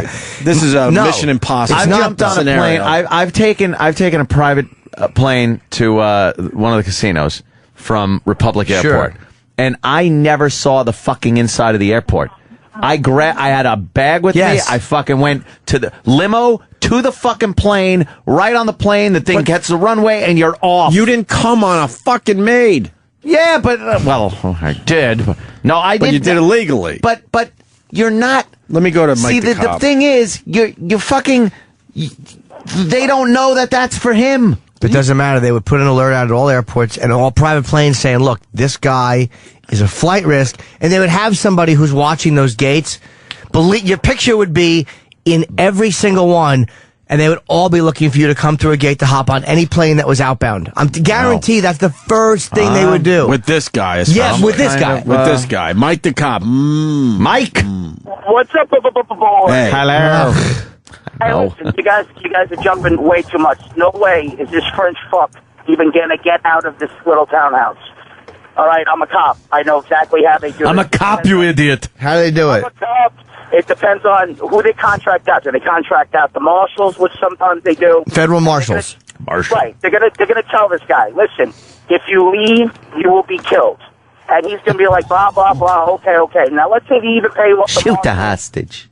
or whoever it is, wherever he goes, there's no way he's getting out of this country. And you're right, they're not going to fucking shoot him down. There's no way this prick is going to leave this townhouse. I guarantee you. First of all, he's going to be scared off his mind because you know he's going to be fucking shot. So I just want to pass on that. They're not going to shoot. They're not going to shoot first. Let me go to Bill in Alabama. Unarmed, Bill. just fucking some old guy. They're going to tackle him, but What's up, Bill? they're not going to shoot him. All right, y'all do realize that you're describing the movie SWAT, don't you? They're describing a million different movies. I don't know. SWAT. I think I say it's plausible, not busted. Plausible. Can a Gulfstream make it to France without refueling? You have to leave this country immediately and then refuel in a fucking... Because I guarantee, first of all, it's not like he could just fly somewhere else and land and get on a fucking Boeing that he rented. I think you can make it to France. Because the flight plans have to be put in. Of course you can make it to France. That's just it. If there's a flight plan put in for France... But maybe there's not. Pilots can't just fucking they can't just go somewhere. Once they take off. Hey, guy, here's fucking $5 million. Put in a fake flight plan. But then you're an accessory and you're in... Again, I'm just... And I'll put you up in France. It'll be great. There is a way to do it. But they've thought of it if we're thinking And they're also saying that he's under video surveillance, so... Well, you know what you got to do? You got to make a loop of the video and then sit there. Like Speed. With one little glitch and hope that they don't see the one little glitch. Did you drink crazy juice last night? What? You're fucking crazy today. No, it's totally plausible. It's not totally plausible. I'll give you a little plausible. I'll give you a slightly plausible. Confirmed. Not I totally. say confirmed. No, slight. See, the marshals... Slightly. Anything could happen, as they like to say. The marshals are almost unbribable because of the nature of the high-profile nature. No matter how much money you give them, they're going to go to jail for it. Like, they can't be bribed because they're immediately going to jail. Mission Impossible mask. All right. Yeah, you put that on somebody else, sit them in front of the video camera watching TV. Fair enough. And now you leave dressed like an old bag. What's your Mission Impossible, though? The TV show or the movie? Movie. Or Better movie. Masks. Better Masks. Okay. Yeah, and the vocal we can't lose this guy. Here's how you do As it. a city, we can't lose this guy. Here's how you do it. Okay. I guess that's how every movie starts, but... Yeah. Those guys have to eat. His guards eat. So what you do is you have, whether they're eating together or one is on guard, however they are. Zanny the nanny. You fucking have somebody really heavily dope the food, and you know that they are out. Because they have to eat. Or they have to have their cup of coffee, whatever the fuck they have. Now, the problem is going to be the video cameras are on you all the time, and the thing. But we've already taken, What happens when you eat? They dope you. If your food is doped, the guy's he's not us. He's doping the food, and where are they getting the dope Dude, they from? found his people in Africa that already taught. They found his fucking people. So he's gonna they would fighting a gazelle to make a left. Yeah. And they found them. They found her family. And those dummies said something about money not being important to Well, them. they have to say that. What are they going to say? Old AIDSy over there really hit the jackpot. You think they're drooling like, oh, fuck, man. Dude, they probably offered him $50 and a new hat. Right. You can sell this felt hat to a witch doctor, and he'll give you something to fucking help your ear holes. And some slightly used Nikes. Yeah, some American products, some trinkets. But you've already taken care of the marshals. He's got the money. When you have $1 billion, so someone's going to poison the marshals as they're eating their drug them. That's all right. Slip them a Mickey. You fucking get whoever. And all of a sudden, like you've seen in a million movies, they're going to be out cold, and then this guy's going to cut the bracelet off. Their and heads are going to clunk together, and then they're going to slowly. Right, and then he's going to climb up to a roof, and then the helicopter is going to be there with a ladder, so he fucking shimmies up the ladder, and then you hear da-da, da-da, da-da, da-da, da-da. It does sound very crazy, but then again, would France? Hold on now. Would France even accept him fleeing like this? They may, but they may not accept him. They welcome fucking their own criminals with open arms. Okay. They really probably do. would. You're right. They love when the French come back to roost. Those criminals. Is that Elizabeth Smart? Yeah. Jesus Christ. She's pretty. She's out? Oh, no. I'm sorry. She thought she's. No, I think she's a teacher. Yes. What do you think? It's a Muslim law? Yeah. You think she's out of prison? You really think she's pretty? Yeah, she's not bad. I like her. Yeah, she's hotter when she got kidnapped. I like her. She's all right. She looks good now. She's in her 20s. Oh, Brian Mitchell got life behind prison. 20s. Man, ain't bad. Let me see that. She looks good. Yeah, fucking. Oh, she's a little celebrity. I call her Elizabeth Bookworm or something. Just had to take some sleazebag's dick when she was 14, and now she's celebrity. It's Elizabeth Smarty Pants. So what happened with Priest on Idol? I do need to know this. What happened? Why Priest for American Idol? That's confusing to me. It's a big band. No one has an answer to this? Big name. What did they come out and do? I don't know. Sam. Here's Sam. Why Priest on Idol? Because they brought back James. Whatever Who's his name. James? Is he the Will Ferrell guy? Will Ferrell guy? No, There's one guy that kind of looked like Will Ferrell. That's Casey I remember Abrams. That. Casey, all right. They brought back James, who was like the big. He was the Is he the metal one guy. with the twitches? Yeah, the little Tourette's. He had Tourette's? Yeah. Oh, really? He had a pretty good voice. I do remember seeing a little bit of him. He came in 4th. So what do they do? His idol is Judas Priest? Is that what happens? Yeah, he was like he wanted to bring metal back. That was his, or give metal a chance was his little catchphrase that he always said. And then Judas Priest was his band, so they came on and they did what Breaking the Law? Breaking the Law was the second song. I can't remember what the first one was. Living After Midnight. Breaking the Law. Yeah, they have to go with the hits. Yeah, big So it's got to be Living After Midnight and then Breaking the Law, probably. Because the kids don't know Judas Priest. Was it exciting? Yeah, the finale was very exciting. It was exhilarating. They rocked it. Judas Priest? Yeah. Yeah, they did. And how did Tyler sound? And did he play with the DeLeo brothers like I'm hearing? I'm not sure. He may have. I know he was on the piano, though, because INC was backing him up. He was playing, I heard, Dream On. Oh, he hasn't done that one ever. Million times. What made it different? He was on the piano. Do I have to play this clip? Again, it's like your name's on the wall, so I can't tell you what Ryan announces the winner of American Idol. Do we care about this? No. What do you mean, no? I wouldn't even know who it is. America cares. Over 100 billion votes. That's not true. 100 million. Was it a big year? The ratings went up a little bit this year, right? It was a big year to watch. One of the lowest rated finales ever for American Idol. The finale was not strong, but the year itself was big, especially with the new judges. They turned out to be good. Was Scorch counting the votes? Really? No? He was using the app counter. Hey, let me tell you how many votes. We had 82 billion votes. Scorch. Me. Yeah, I would say it was a big year for Idol but it was more about the judges than it was about the contestants. The contestants or the ratings, weren't I great. guess. Yeah. Yeah. Well, I heard the ratings went up slightly. Well, the first time because it's been going down. Yeah, but it's been going down. Yeah. Was that a better finale than Oprah's finale? Ugh. I would say so because there were surprises. And you're not a fan of Oprah? No, I know it's not our demo, but well, the whole Oprah thing. What's your take on the whole Oprah thing? She's helped a lot of people. Yeah. Very successful. 25 years. Yeah. She's a powerful person, man. Yeah. Most powerful woman in the world. Yeah, she got a few $1 billion. Not in entertainment. Hillary Clinton's more powerful than she is. In the world? Oh, God, yeah. Oh, in the world, Oprah does not wield much power. She's the biggest celebrity in our country, but Hillary Clinton makes policy decisions and stuff. She was actually ranked number 2 in a list that just came out. In celebrities? Yeah. Let me guess number 1. Can we guess? Is it Lady Gaga or Kim Kardashian? It's the Gaga. Not Kim Kardashian. It's the Gaga. It's got to be the Gaga. Got to be the Gaga. Anthony, Opie, you guys are correct. Lady Gaga. Lady Gaga was ranked number one. No, you said Lady Gaga or Kim Kardashian. That's not fair. Yeah, Kim Kardashian was a bad fucking... She's guess. engaged. Whoa. To Chris Kim Humphries. That's right. Really? He spent $2 million on a ring. Holy shit. Exactly. You can't wear a $2 million ring. No. So it's a waste of time. What do you do with it? All right, so... Keep it on a All right, well, Oprah started her last show with this. She decided to downplay it. You don't? Hold on. Uh-oh, what happened? Are we back to the French guy escaping? Yeah, because tunnels? Let's go tunnels. No, you drug the guys. You have one of your guys brings the food in as a delivery person, or you hire a guy. And you're a federal marshal thinking, oh, this guy's just being nice getting my food today. No, they order food. They order food. You have when the food comes.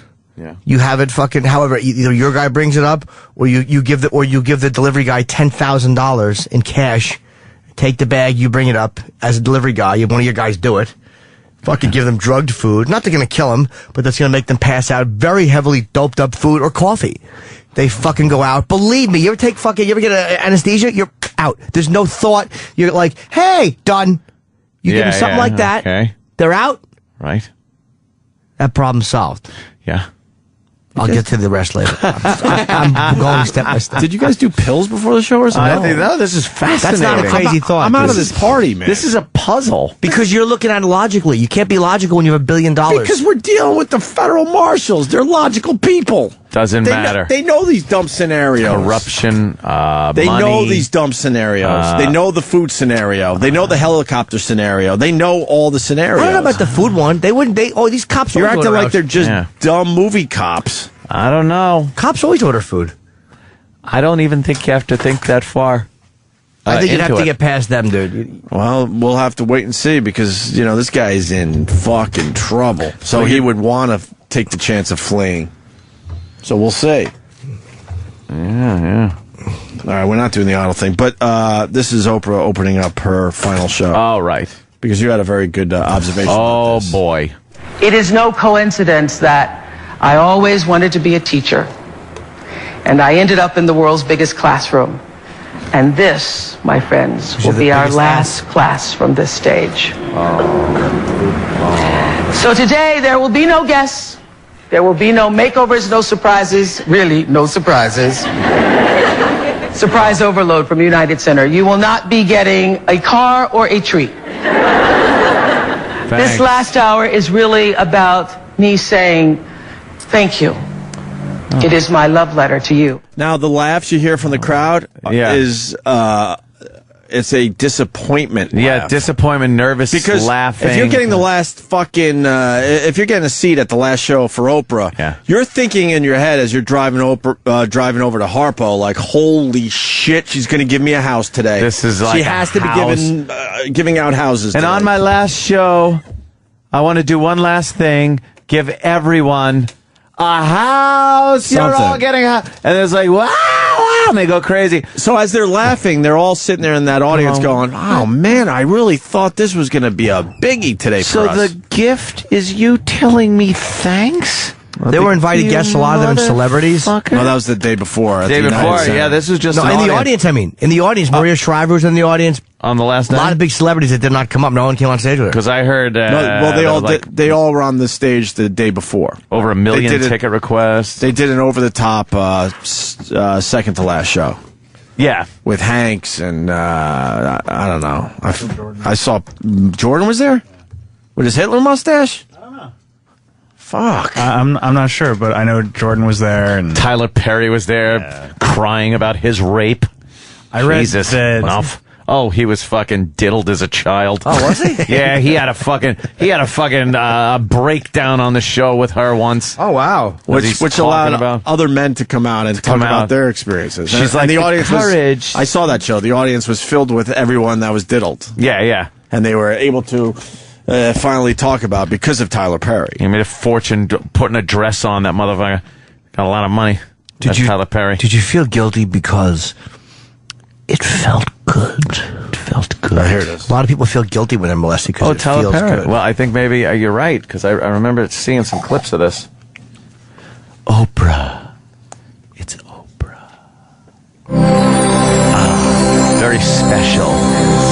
jingly start.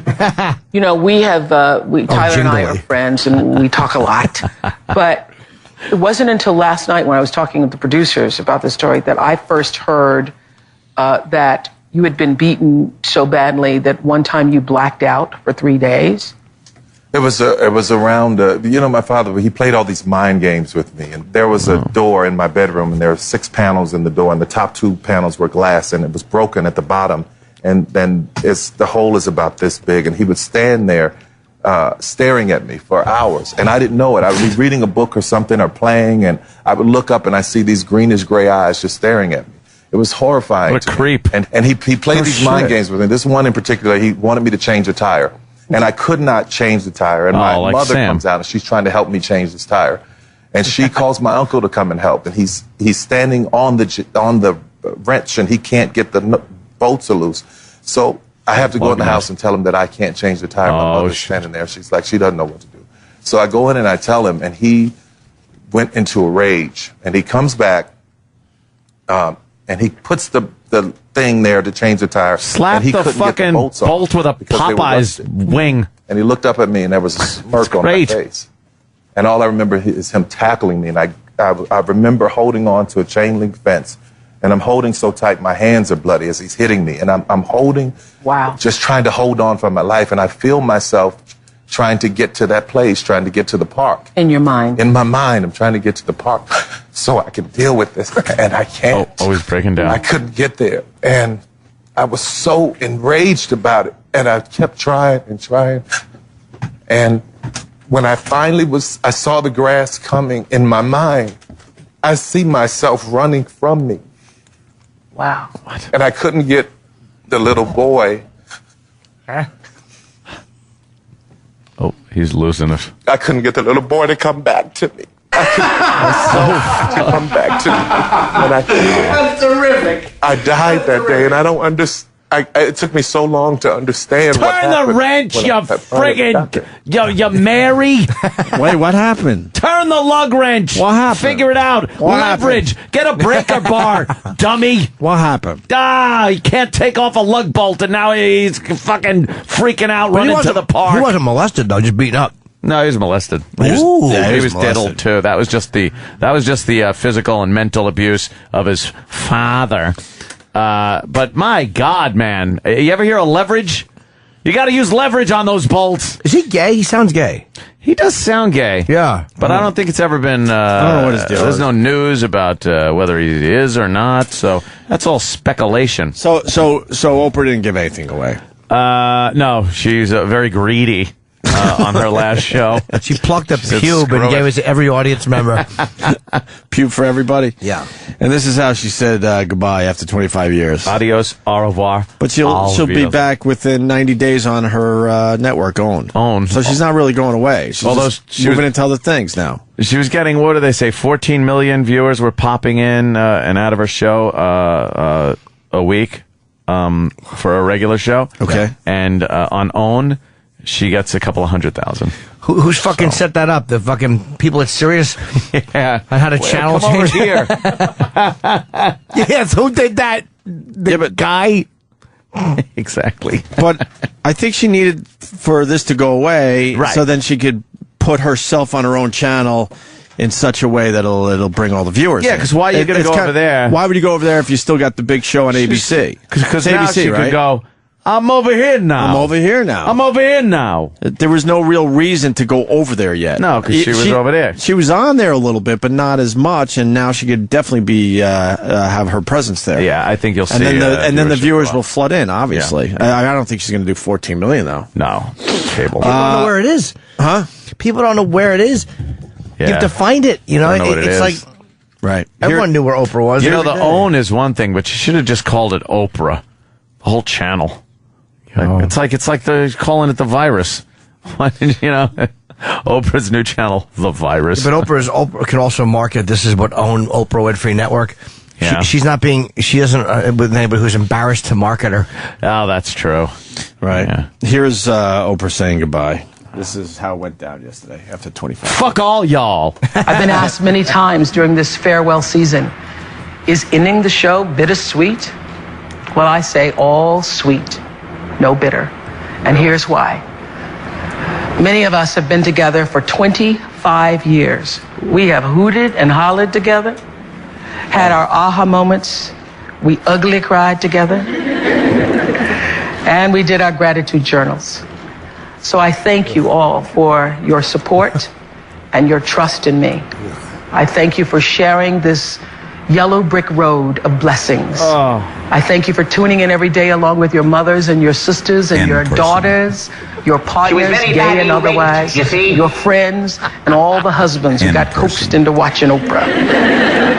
And I thank you for being as much of a sweet inspiration for me as I've tried to be for you. I won't say goodbye. I'll just say, until we meet again. To God be the glory. To God be the glory. For some reason or another, you sound a little taller on radio. Yes. So that was it. It was just her in a chair yesterday. Oh yeah. Yes. I was twittering last night. I should have been sleeping, just about the things I wish she would have done to end the show. And people's responses were really barbaric and funny. Of course they were. But I did think it would be funny if she had ended the show like her last show had been her on stage and she had just went, hidey, hidey, hidey, ho. Hody, hody, hody, ho. And then just done Minnie the Moocher until people were uncomfortable and left. Like if he just didn't stop singing it. That would be really awkward. For a couple of minutes, they'd laugh. And then after 5 minutes, and then literally 15 minutes into it, she'd be going, hello down hoochie, big pit stains, sweat on her arms. People are in the audience like glancing at their watches. What is she doing? Why is she doing this? And then they would just start hustling people out. She'd be alone on the stage. All confused. Doing Minnie the Moocher. God, would that be fantastic? What a breakdown. The giant underarm stains on her fucking fat lady pantsuit. And that's Oprah saying goodbye. So. And then some guy tweeted that the end of her show should have been a harpoon going through her back and her being hauled into a Japanese ship. It was so mean and funny. I had to retweet it. You're gonna make a whale joke. You're gonna make Elo cry today. Elo's gonna cry. Oh, so fucking good. It was so fucking mean and funny. All right, Tom Pop is here. We're gonna take a break. Get him on the show. Oh, before the break, we should. He's done Oprah. Yeah, he's done Oprah with Jerry. Actually, Seinfeld did Oprah. Tom just sat there. Sat there and watched. Yeah, I didn't see it, but I'm assuming that's what Watched happened. the magic happen. And Tom went, "Holy shit, I'm on Oprah." Jerry. Yeah, that's kind of cool. Yeah, Tom just panicked. Here's from before that disc. We worked it out. Oh. Naughty, naughty, naughty, you fat, incompetent producer. Yeah, we got Malcolm McDowell to do E-Rock Clockwork Orange. I thought that was sleeves. No, that's fucking Malcolm McDowell doing E-Rock Clockwork Orange shit. Oh, God, that's great. Ho, ho, ho. Well, if it isn't fat, stinking Eric Nagel, how art thou, thou globby bottle of cheap, stinking mayonnaise? Come and get one in the yarbles, if you have any yarbles, you eunuch jelly thou. Viddy well, little brother, viddy well. Wow. That's fucking fantastic. How great is that? You should be honored to be insulted by such an actor. Very honored, and it's also hurtful. No, it's not. It's Malcolm McDowell. Malcolm Fat, McDowell. Stinking Eric Nagel. Oh, my God. Classic fucking lines. Here's the first one again. Naughty, naughty, naughty, you fat, incompetent producer. Naughty, naughty, naughty. We only did two? Oh, that's great. Is that it? You want to hear the last one again? Yeah. He did two takes of the longer one, and the one that we played was just more ad-libbing. Oh, So, okay. yeah. This is it's great. though. Yeah, I want to hear that second one again. Ho, ho, ho. Well, if it isn't fat, stinking Eric Nagel, how art thou, thou globby bottle of cheap, stinking mayonnaise? Come and get one in the yarbles, if you have any yarbles, you eunuch jelly thou. Viddy well, little brother, viddy well. Did they get IDs for Opie and Anthony and stuff? Holy is that shit. great? Who Fucking cares? Malcolm McDowell, man. What a voice. Great. What an actor. Fat, stinking Eric Nagel. It sounded That's so great. sincere, Oh, yeah. didn't it? Oh, yeah, he worked it. Fantastic. Fat, stinking Billy Goat, Billy Boy in Poison. Fantastic. Tom Papa next. Bernard Hopkins in a bit. Stay there. The virus. Call the Opie and Anthony Show now. 866-WOW-1-WOW. That's 866-969-1969. Send your feedback to feedback@opieandanthony.com. The Opie and Anthony Show. We welcome Tom Papa to the studio. Yay. And we just found out that he has an Oprah moment. Oprah moment. I mean, Tommy. Oprah ended her 25-year run yesterday, I guess. Yeah. And we remember seeing Tom Papa on Oprah with Jerry Seinfeld. Yeah, last year. So I asked you about it, and you said it was a nightmare? Is that an exact quote from Tom Papa? It was a total nightmare. You know, you're going to do Oprah. It's bizarre to begin with. And we had to, because of weather, Jerry and I had to leave the night before and just like bolt. I was taping the show and then the marriage ref, and then we had to, they're like, this weather, we've got to go immediately. So I had to call my wife. I'm like, I got to fly like directly from the show to go to Oprah. It sounded so cool. Like, I got to take a jet to Oprah. So can you pack a bag for me? So my wife packs my bag for me. And the toiletry case. So we get there, we open it up. I'm getting ready to do Oprah, and you have to wake up real early in the morning. And I open up my toiletry case, and the only thing my wife packed was a toothbrush. No deodorant. Oh, shit. No hair product, no nothing. Nothing. But the deodorant was really the bummer, because I'm going to do Oprah. I've got no deodorant. You're going to be nervous. Late. Yeah. Yeah, you're running around. Suit. So I throw my suit on. I'm just like flapping the pits, trying to keep them loose, trying to not sweat. And I get there. You go to this complex. It's a whole city block. I mean, it's this gigantic. Yeah. Like, she owns this whole city block. Were you nervous? That's a crazy amount of money. Yeah, I was. But you know, you're nervous, but you've done all this stuff so much that you're just like telling yourself it's cool. You're like, it's no big deal. And then my pits start sweating. Oh, no. Did you feel the drips down your side? Totally. Just those total little beads just coming down and hitting. The worst part is when it'll start coming down and then go drips free off, and then catch and then again, hits on, you on your love handle. Like it doesn't ride the U, it just dives straight for it. And I wasn't dressing myself. People were giving me clothes from the show, so I had like this little boy shirt, and it's just totally. And I'm backstage, and I'm waiting to see Oprah, and I'm like, literally, I'm asking them, can you get me deodorant? They're like, this weird. They ask me deodorant, and so it's taking a long time, and I just scurry into the bathroom and take toilet paper, and start putting it in there, pack it in my pits to try not to sweat. Wow, you get rank, I guess, huh? Do you get rank? I sweat a lot. But in that situation, I know exactly what you're talking about. Yeah, you're going to be sweating. If you're telling yourself, I can't sweat, you're going to be sweating. So then she comes backstage to say hello, and I'm with the Seinfelds, and I'm there with another person that was a producer on the show. And Oprah comes walking in. It's like, holy shit, this is Oprah. I mean, then it really hit me like, shit balls. She's gigantic. And she comes in and hugs Jerry and hugs Jessica and hugs the other lady, and then comes to me, and I see she's hugging everybody, so I just go in for a hug too. Oh no. And she's extending the hand like, not giving up for the hug. And here comes giant pit man with saddlebag, 2 saddlebags of sweat, toilet paper, and it was too late. So I just you just mushed into her. And she gave one of those quiet, like as you're in there with the hug, just okay. She didn't want to hug you. You weren't famous enough to be hugged by Oprah. No, just when you think you might have a little fame out there, you're not famous enough to be hugged by Oprah. Well, she's fucking hugging everybody. That's not your fault.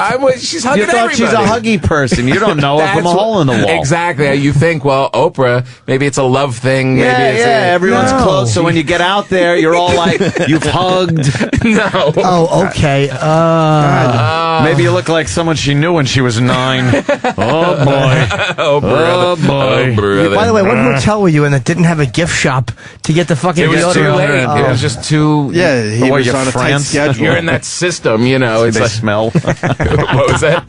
Nothing. He's asking about the French joke. I hear the facility's amazing. Like you said, it's a city block. A whole city block. Yeah. This The Harpo metal production. door opens and you drive into the building. Wow. NORAD? They let you out. Yeah, totally. Damn. And the thing closes. You Wow. get out. There's all these guys in suits, and you just. And what's bizarre is, you know, like even here, like there's shows going on. There's people bustling around and stuff. When you walk onto the set, it's just there's one guy with a headset. It's just so buttoned down. They know exactly what they're doing. That they're just one guy. They just walk you through, and you're just standing there, and they're like, "Okay, you're going to be on as soon as she calls your name," and you're like, "Oh." All right. Like, there's no event. There's no like big thing. And then she's just like, "Let's hear for Tom Baba." That's like the hardest like moment. Weird. It's like waiting, and then it's like, oh, time to walk out, because you're just like.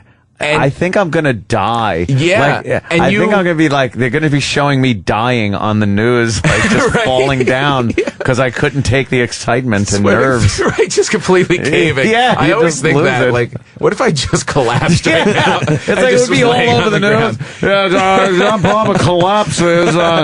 Here's it just over and over on the news. And, a tragic moment caught live on tape as like a jellyfish. I hate walking out because you're always so self-conscious of the fact that you're walking. You're like, your arms are swinging. You're like, I'm walking. So humiliating. I'm walking. It's really arm true. left step. My shoes are going up and down. My shoes are going up and down. Did you tell her that you had no deodorant on? No, I didn't tell her anything. Oh, you should have told her. You should have said, look, I'm sorry if I stink. Well, that's the thing that made it even more nerve-wracking. It's like if you go on anything as a comedian, you can just make jokes and stuff. You're going into her church. There is nothing, no tool in my bag that I can really use. I don't know if I'm going to be accepted. I'm going into this giant church. You've already had the hug problem. I've had the hug problem, and I don't know. It's all women from the Midwest and wherever, and that's your audience. It's it kind of actually is, but you know what I mean. Like, there's no like I'm not going to go out there and if I can walk in here and be like, dudes, I was sweating, I got no deodorant. We all laugh about it there. You're just like pretending that it's not happening. It's like, I had no deodorant, I'm sweating, and just a silence and a bunch of like staring women like, ew, I don't like this man. But then you got to be a comic and you got to go, hey, well, who's shitting your mouths? Just can't acknowledge it on the Oprah. Just acknowledge it. Well, you could though, if you said that your wife packed and she didn't put deodorant, so people would probably enjoy that because it's like everybody's packed wrong. No, not them. You just had a Tom Papa on Twitter. You had a fine tweet too. It says, in a death cab heading to see the fine gentleman at Opie and Anthony. Oh, and Jim Norton. And Jim Norton. And Jim Norton. Death cab. What's the death cab all about? There's every once in a while we do get a death cab. Yes, it is brutal. I don't like. You know what it was? Where one we of come those from 10th Street.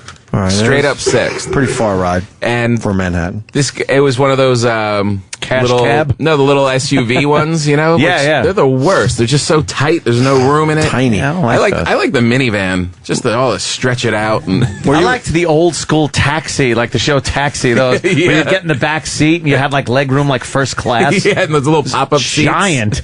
You could fit a steamer trunk in the fucking back. It's like the good old days. Yeah, Welcome it's so to the Taxi. big you could run a marathon in it. Yeah, Chip. Hey, Chip's here. Was it one of the cabs that turns Chip. off at every stoplight? He was just gunning it like 90 miles an hour and then jamming on his brakes and cursing at everyone. And I'm feeling nauseous. Yeah, you get that nausea. Well, they don't understand when you stopping and starting like that unless you're driving. No, they understand. They're like, they've been driving for 20 straight hours and they're like, you know what? I'm miserable, so I'm going to make everyone miserable that gets in this cab. You look like you're going someplace important. It's going to make you money. So and they're screw like, you. Be green when you have to go in and see people. You're trying to pitch something and you're fucking green. Right, exactly. You're ready to vomit. Well, that's what they were hoping for. He just puts it in from drive into hauling middle class white guy. It just beats the shit out of you the whole way. So what was it? A lot of stop and go, just a lot of stop and heavy on the brake and all that and bullshit. Screaming at everybody, just screaming. And it's like you drive a cab. Yeah, that's how are your you job. surprised that people in New York are cutting you off? Or And at this believe me, point, you should just be used to it, right? Yeah, just screaming And they're the worst. They are the worst, and they're the worst when you're driving. They cause most of the problems. He was the Driving most around. reckless thing. Then you're buckling in, and now you're more nauseous because I'm pinned to the thing. It was a death cab. Yeah, the old. That's the old school cab. Mm-hmm. Oh, those big boys, yeah. Yeah, it's like Roger Rabbit cabs. Remember that era though in New York? That was like the dirty New York. I always think when I think of that era in New York, I think of the opening credits to The Odd Couple. Yeah, like that. They show Times Square, and it's like chock full of nutses on every corner. And that smoke coming out. Buses is just black smoke fucking coming out of everything. Corrupt cops just beating people with billy clubs. It was a wonderful time. It really was. It had character. Yes. We call it just having so character. And there's fucking, Oscar Madison. Yeah. Just walking around eating a sandwich and shit. Look at that. The Look old at days. big old station wagon from Jersey. Yeah, the wood-sided station wagon. He's smoking anywhere. Oh, He's got his cigar. Great. Yeah, and everyone fit in. No one looked good. No, look at this. There's a hooker walking down the street. There's no handicapped ramps off the sidewalks. No people walking quickly to make money. No. That is like the old school New York cement. Wet cement. Just the hustle and bustle. What a good opening for a show, right? No one's he just throws the money on the front seat when he leaves the cab. He's eating a hot dog by the park. No one's working out. No one's on a cell phone. No one on rollerblades or jogging. No. What is that, a maypole event? Oh, yeah, they're doing that dance with little Sasha. It's so funny, that park, no one's working out. Yeah, throw your trash on the ground. Just throwing his trash. Yeah, he throws his trash. That's on 6th Avenue. That's right around that's probably next door. That's the Apple Store. It is really cool. Oh, That's right near the Apple Store. That was. Yeah. It is cool to watch those things and Outside, see like the what plaza. was there at the time, and then realize, still holy there. shit, that's where that is, or that's still there, or that's long gone. Taxi Driver had that great scene in the diner where it's right by Columbus Circle.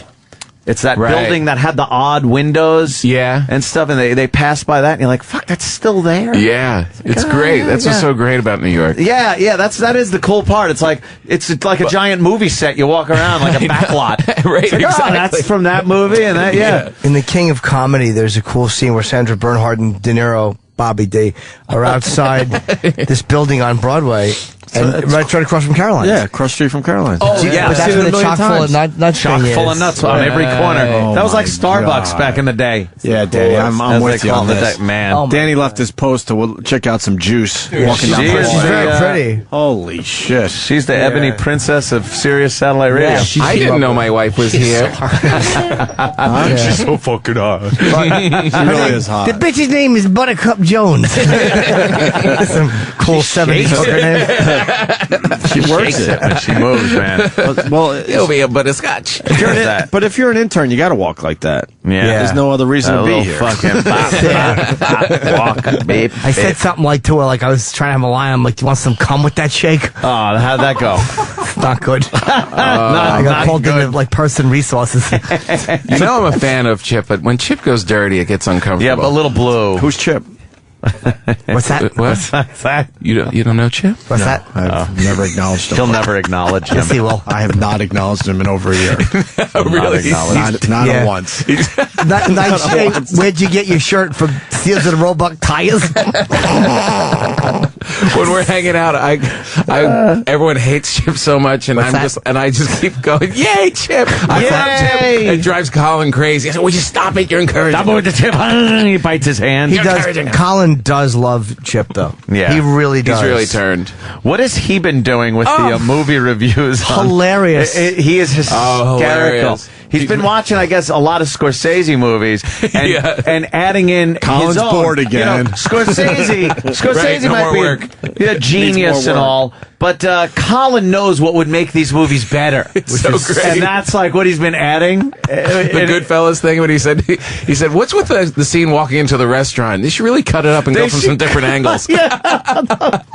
He's got all the ideas in directing and dialogue, and it's like he doesn't like the blue language in Casino and the violence. Just making people angry. It's so great. Yeah. There's nothing better when you really get people on Twitter just go nuts. Yeah, because people are like, dude, what are you talking about? They don't get the joke. They don't get that they're being moronic. That it's Colin. Here's one. Mean Streets would have been better if they kept it PG on the language. PG on the language. Look, this is what...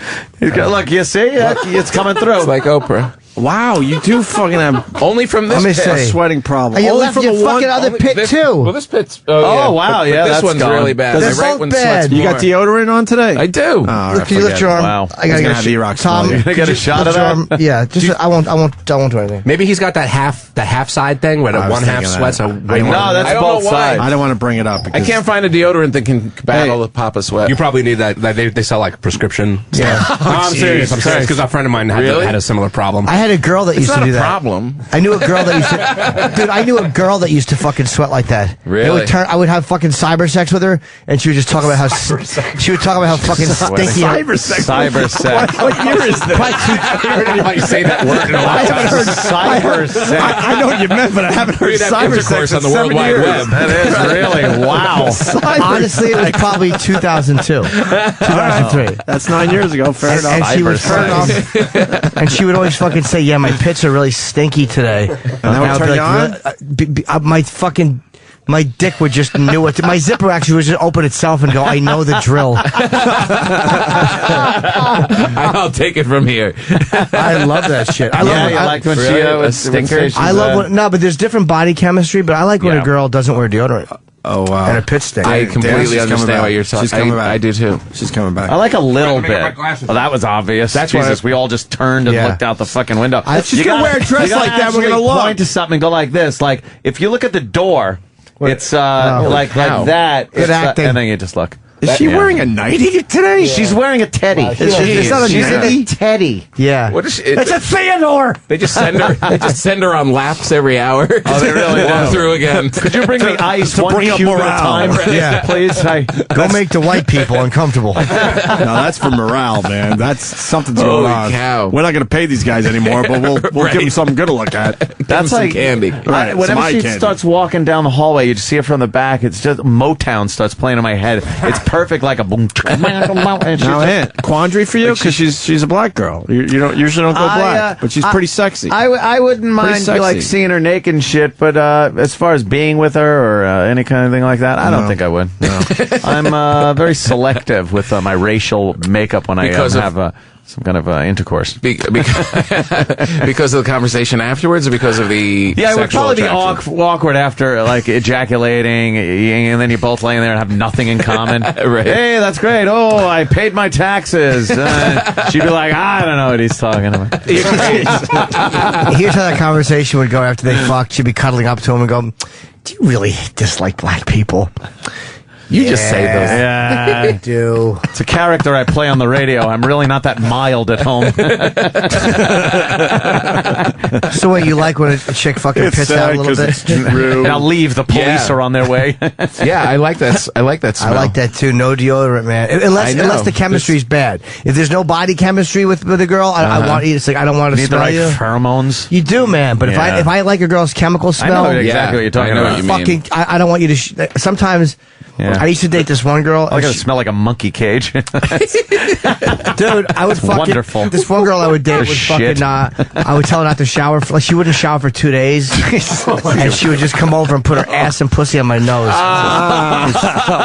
Wow. Jimmy's trying to turn us on with that For story. 2 days? Put it on my nose. Sometimes, yeah. 2 No, days is probably a good No thing. You don't want to deodorant. leave it any longer than that. I would. Yes, I would. Come on, Really? man. 3-4 days? Nah, not 2 4 days days. is rough. No, I would go. No. 2 days is rough. I would go into 3 days. Huh? 3 days. 3-day pussy. I've had weekends. The ass thing is weird. I've had weekends, though, where you just spend in bed laying in Right. both of your own filth, sweat, cum, and you just fuck, and you go down on each other, and you just both know you both stink. Right. So there's no like you're on equal footing. Right. I don't mind that. Yeah. I don't mind that. There was a girl that worked shit. on my show, and then as the day would go on, everyone's working, and she would get a little funky, and everyone hated it, and I was like quietly, yeah, I hate it too. And, come here. Put this light bulb in over my face. The pit's right in Tom Pompa's face. Was she pretty? Yeah. I would turn me on so much. I would tell her, just don't wear deodorant. Like, the girl I dated who wouldn't wear deodorant, I would always tell her, like, fucking, she was like, I can't, I gotta go to work. She would have to work, and I'd be so annoyed. You fucking Ike Turner? Dude, I would love that. Fucking commanding women to do things? No, but she likes... I want to wear deodorant. No, but then she did a thing with Phil Spector, and I raped her on the console. And I punched her in the face. I'm gonna be just like that puppy. I should have taken my jacket off and shown Oprah my big saddlebags. Maybe she would get turned on by it. She would have fucking just laughed at you. Yeah. Yeah, if they said I forgot my deodorant. I'm so nervous today, I forgot my deodorant. At the end of the show, she came up and hugged me. Well, she did. Oh, you won her over. Yeah. And she took me in. You should have backed off. And she like really squeezed me in and said really nice things and right into her bosoms. Her bosom. It was like a grandmother hug. Yeah. Big ones. And big warm ones. Yeah. Huge. They're huge. They would have to They're be. gigantic. Well, how is she off camera? Different? No. No, but she's the boss. Like, you feel like, oh, she's completely running this place. She's got a lot of people working. And people are afraid of her. And really? Yeah. Is anybody disrespectful to her? No. What, are you kidding me? No way. No way. Yeah, Oprah is she's like an alpha male type of woman, you know? Like, yeah, she's so powerful that she doesn't have to say it or act it. She just walks in and commands it. You think someone like that has like a kind of a sick sense of humor somewhere in her, where she's like alone? Yes. I don't. Yeah, because it seems like she would only laugh at the wholesome things and not want to hurt anyone's feelings. Mm-hmm. But I bet you there's like a dinner party and she's cranked up on some wine with her friends, just getting off a little, letting loose, making some jokes about gay people or something, gay jokes, gay handicapped people. I tell you this one. You ever hear this joke? She looks around. I'm Oprah. I can't be seen here. It'll be interesting now that it's all wrapped up. Now the books will come out. Yeah, the tell-alls. Yeah, remember the time when we found that SWAT stick in her office? Goose stepping around her office. Yeah, they've all signed non-disclosures guaranteed. She's too smart. And they're all still working because now they're going to work for Rosie. Yeah. And that's probably Oprah's way of, making sure for no books come Rosie. out. Yeah. Rosie's taking over. In that same... On Oprah's... Oh, I guess she's doing it for OWN. OWN, you're right. Yeah. For Oprah's channel. No, it's... You know what's funny? Oprah's producing it, and it's actually in that space. Yeah, but it's going to be on OWN, which is different, which is funny because locally they're going to go with a 4 o'clock newscast, and they're all excited like, Oprah's over, but we got plans. It's going to be a bust. It's going to be a 4 o'clock newscast. It's going to be a bust. That's how they're... Scheduled news is the dumbest, most useless thing ever. I have a theory. You don't... Yes, sir. Yes, sir. They know that for the first 3 months, a lot of people are going to be checking her out in that time slot, so anybody in that slot is probably doomed to fail. So they may want to give a buffer in between 25 years of Oprah. They call that the David Lee Roth. Yeah. Yes. You pop him in, wait a while. But that might be it, because news is nothing personal if it doesn't work, and nobody cares if you take it off. 4 o'clock news. Who 4 o'clock cares? news. But you know what I'm saying? Why else do they We do should that? start an afternoon chat show. I already have one. Yes. Yeah? Oh, yeah. What's your chat show called? It's called Jim Norton Chats, but I spell it with a Z instead of an S at the end. That sounds good. You guys, people know it's going to be a little silly. Yeah. Serious, but a little silly. You want to read more of these Colin Quinn tweets? Because they're great. Yeah. I told Colin last night, I said, I know what you're doing on Twitter, and it still makes me angry. You're not fooling anyone. That's very funny. He wrote this one. If you want to see a real New York movie, because we were talking about New York and the scenery, check out the episode of Friends where Phoebe plays outside of Central Park. I know that street. And then his Goodfellas. Just an ass. I love it. Goodfellas had one flaw. No way a guy would kill another guy over a nasty remark. People get silly when they drink, but that is overdoing it. It's great because he really makes people angry. They start screaming. Yeah, they start screaming. What are you talking about? Someone would kill somebody. We know. You moron. Idiot. And then he just writes, Carlito's Way, definitely Scorsese's at his finest. I agree. Him and Pacino made a lot of great ones together. The obvious Colin. Colin without being on Broadway anymore. Yeah, that's what it is. He's Colin. just sitting home tweeting in his fucking PJs. Right. You know it's creepy because we know him a little bit. We know he's bored and he's waiting for his next project. Tweet. Rumble in the Bronx was shot entirely in the Bronx, as you could tell by the background. Truly a serious look at the borough. The borough. Truly. Which I think, where was that shot? Toronto or something? I don't know. Or Japan. Or Japan. It absolutely wasn't the Bronx. Oh, hilarious. So the marriage ref, if the plug starts, season 2 starts Sunday, June 26th. We have to.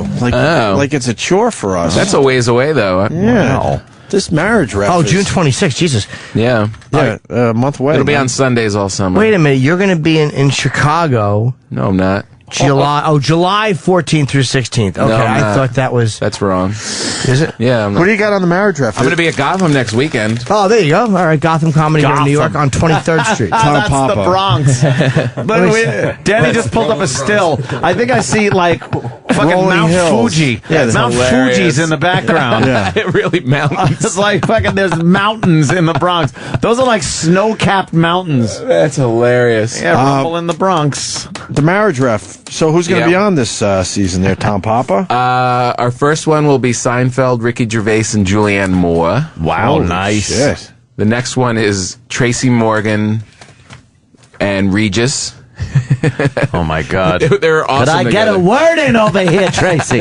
He won't shut his mouth. I was yelling. Regis, you're going to be pregnant. Everyone's got to get pregnant now. You're going to have my baby. Everyone's got to have Tracy's baby. I now. can't. I have your baby. It's impossible.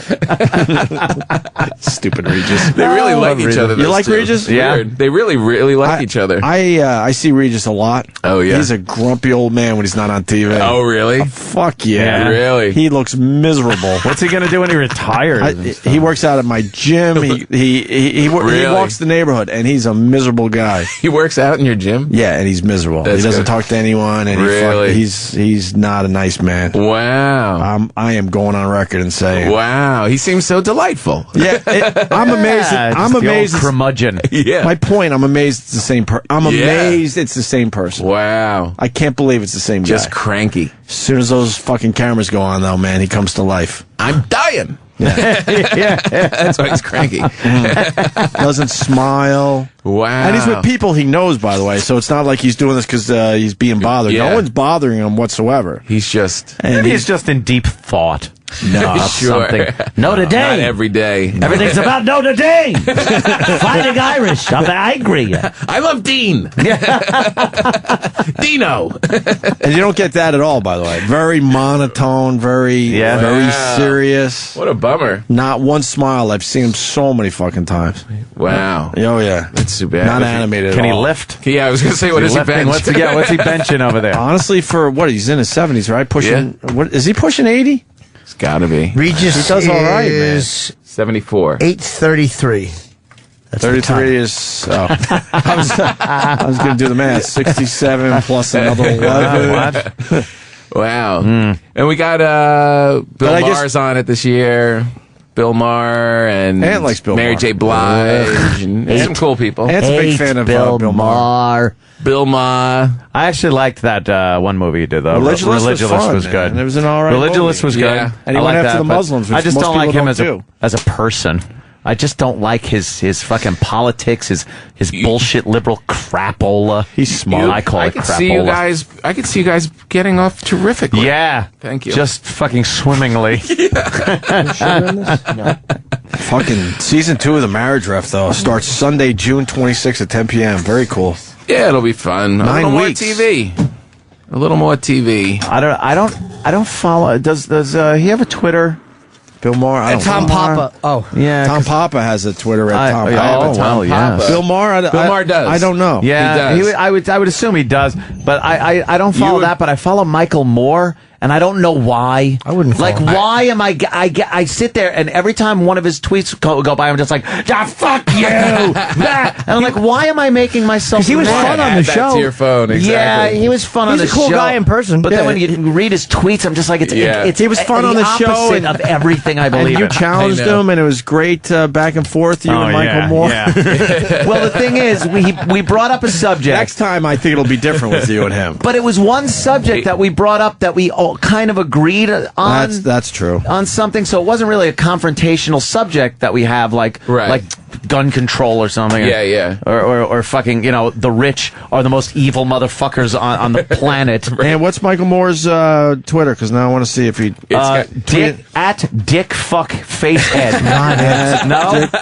At Dick Fuck Facehead. There is something about following people that drive that you crazy. Hate. Right. You can't do a lot of them, but a small dose. Like, oh, there's Colin. That's fun. That's fun. I hate you. I like a little, dynamic. I do love the aspect of just the block. Just like we always talk about the joy of the block. I don't think it's right to block people, Tom Potter. Oh, right. Yeah, my favorite blockage. Right. I should reconsider. Favorite blockage of people is when you notice they only have like 2 followers. That's exactly and they bash you. Right. Now all you do is send a private message to them. Right. And send like, your 2 followers, not even worth retweeting this. You're getting a private message because you're an asshole. And now you're just blocked. So don't even bother trying to write back because I won't read it. Yeah. Click, send, block, gone. That's not right. It is a treat. No, it's not right. You don't like that? It's a little cold. It is a little cold. Maybe he's just having a rough time. Yeah. Maybe he was in a death cab before he tweeted. Yeah, could have been. He was a little nauseous. Nauseous in the death cab. Bill Maher, I have weird feelings because I don't agree with his politics, but I like one thing he said when the Iraq War was happening. He was saying that there was no weapons of mass destruction, and he looks back and he goes, the U.S. we have some egg on. We should put Saddam back where he was. We would have egg on our face, and he was basically bashing the U.S. But after seeing what has happened since then, I agree that Saddam should have been put back. We would have been embarrassed. But you know what? Maybe my motives were different, but he knew how to handle those fucking people. Exactly. And it was... the more I look at the whole thing over there, I'm completely against us being there, and I was wrong to be for it. But he's still a smug asshole. Oh, dude, without a doubt. That's the problem. But I like looking back on that, he got a lot of shit for that, but I do agree with that in How hindsight. could you possibly do that, though? Lives were lost, and then you just go, fuck it. It's like people didn't like when Clinton cut and run from fucking Somalia after they took a beating. If lives are lost in a war that is supposedly justified, and then you just decide, put it back the way it was, we're leaving. It's like all those people die in vain. You can't go without any even inkling that you were trying. You can't go back, but he should have been. He never should have been. He should have been the never leader should have been all taken the time. out. He was like, we're going to give your people freedom, and he was like, have you met them? Animals. I know these fuckers. Right. Trust me, this is the way to do it. It is kind of like we went like, hey, free all the tigers from all the zoos and let them just walk around. They want to be free. Let them go. Yeah, but they kind of need. Well, we kind of figured this out a long time ago. Feeding time and cages. Bowls of food. Yeah, he really did know how to handle his people, and sometimes it meant gassing a bunch of Kurds. He knew and murdering some way. Yeah. Oh no, you didn't. I certainly did. Again, you forgot how to do the chip voice. I guess that was a Jimby. A Jimby. No, I agree with the sentiment, I should say, behind it. Yeah, the sentiment. Right. Well, in hindsight, though, it's easy to agree with that sentiment. Because you realize, it's kind of a Kobayashi Maru, a little no-win scenario. Yum. Yes, but you didn't realize that until we were in a little too deep already. Yeah, it's kind of hard to just cut and run it. I remember when they were rolling across the desert. Oh God! And my friend called me. He goes, "Oh, I hope they better find something." And that, by the way, as we talk about this a lot, is why we don't believe in any conspiracy theories, because why wouldn't they just plant some fucking 55-gallon drums of some shit? How easy would that have been? It would have been so they controlled everything. That's right. For miles, you couldn't get around. It was a military fucking operation going on. They could have just dragged in whatever the fuck they want, planted. Look what we found, this lion sack of shit. Exactly. That Hans Blix was a fucking asshole. He couldn't find shit. But he actually believed... He was very against U.S. policy, but he did believe that Saddam had weapons. Yeah. Or he believed that Saddam wanted people to think he had weapons. Like, he thinks that Saddam was bluffing, but he really was... Like, he thought Saddam had them or wanted people to believe he had them. It was much too personal with Saddam. Much too personal between Bush and Saddam. Yeah. It would have been better. He was so watched. There was still a no-fly zone over his fucking country. Which is nice if you're eating outdoors. No, not those. You couldn't fly planes, silly. Oh, I thought, not the insects. Oh, I thought there was no pretty girls. No, you're in the 90s. Early. With your cyber sex. Yes, cyber sexing. No kid and play hairdo zone. He really was one of the most monitored dictators. Yeah. So he was being kept in check. But we really... Yeah, but then again, he refused to castle. That's why he was...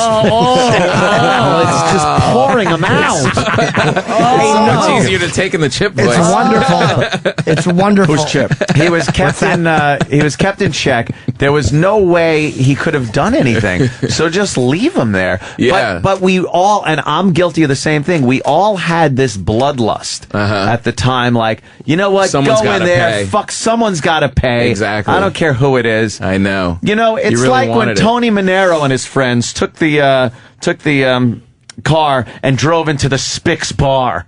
You know, him and Double J and everybody, and then you realize maybe it wasn't them that did it, but someone had to pay. You're right. Yeah, I know. We were It's pissed. just like it, by the way. We were pissed. Yes, But what about Gaddafi? Like, why are you...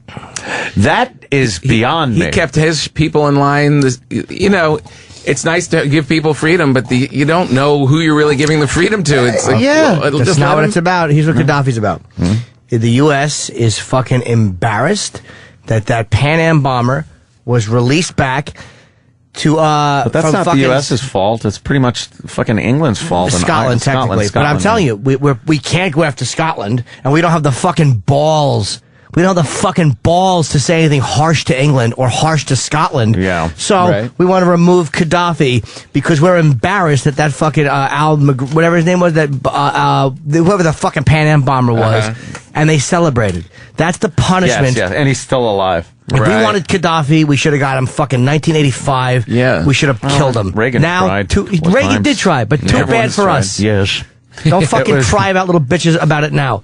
You know what's fucked up or about... take it out on Scotland. But the fucked up thing with that situation is the UN, of course, is in there. It's not America, but meanwhile, it's all American equipment. Our ship. Yeah. They're trying to not trying to remove him, they say.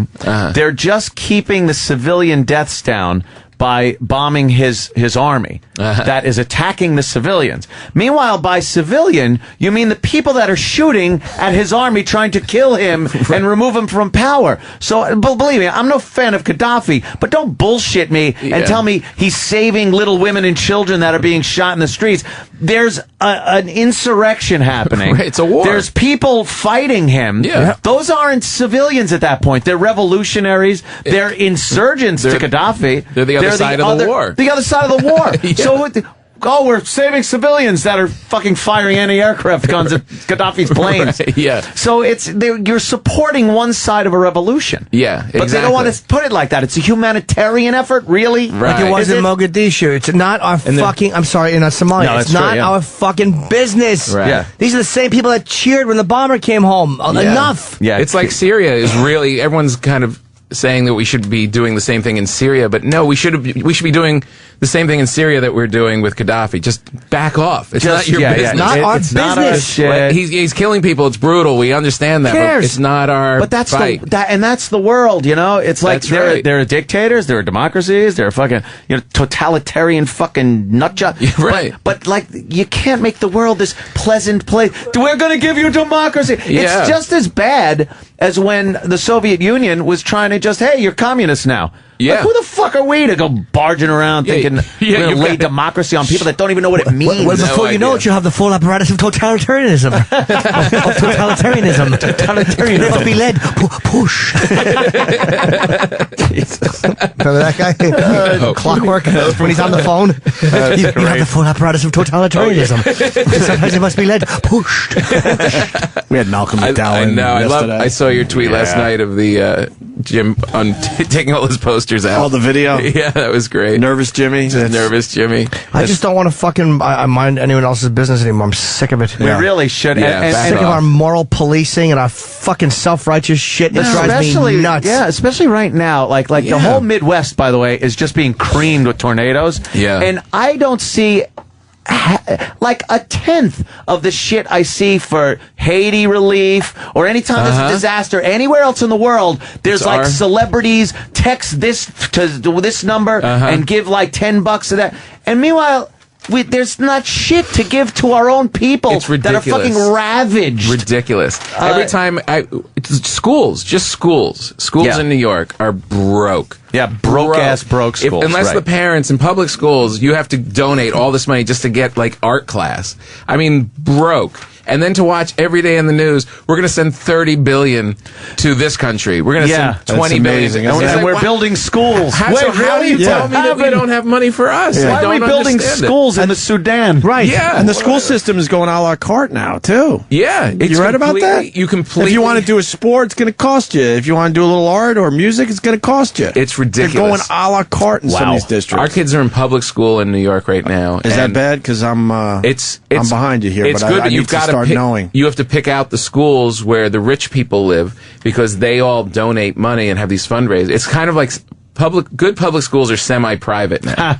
Like you really have to give them a couple grand every once in a while. And did you feel the pressure going private school? Because I'm already feeling that. People are going, "Oh, you better go private with your kid." I'm like, my kid's one. Yeah, no, you don't have to do that. No, and someone said to me recently, they said it's too late already. You were supposed to pick a school already. I'm like, he's one. Yeah, no, that's ridiculous. I'll move to the suburbs before I worry about that shit. No, that culture is completely insane. So is your kid kids in how many kids you got? 2. Charter school or no? It is public school. It's regular public school, but it's good. And all the parents, you'll when you start looking into it, there's some schools that are great, and there's like one like down the street that's brutal. Yeah, and the parents don't have the money, And why public school and not private?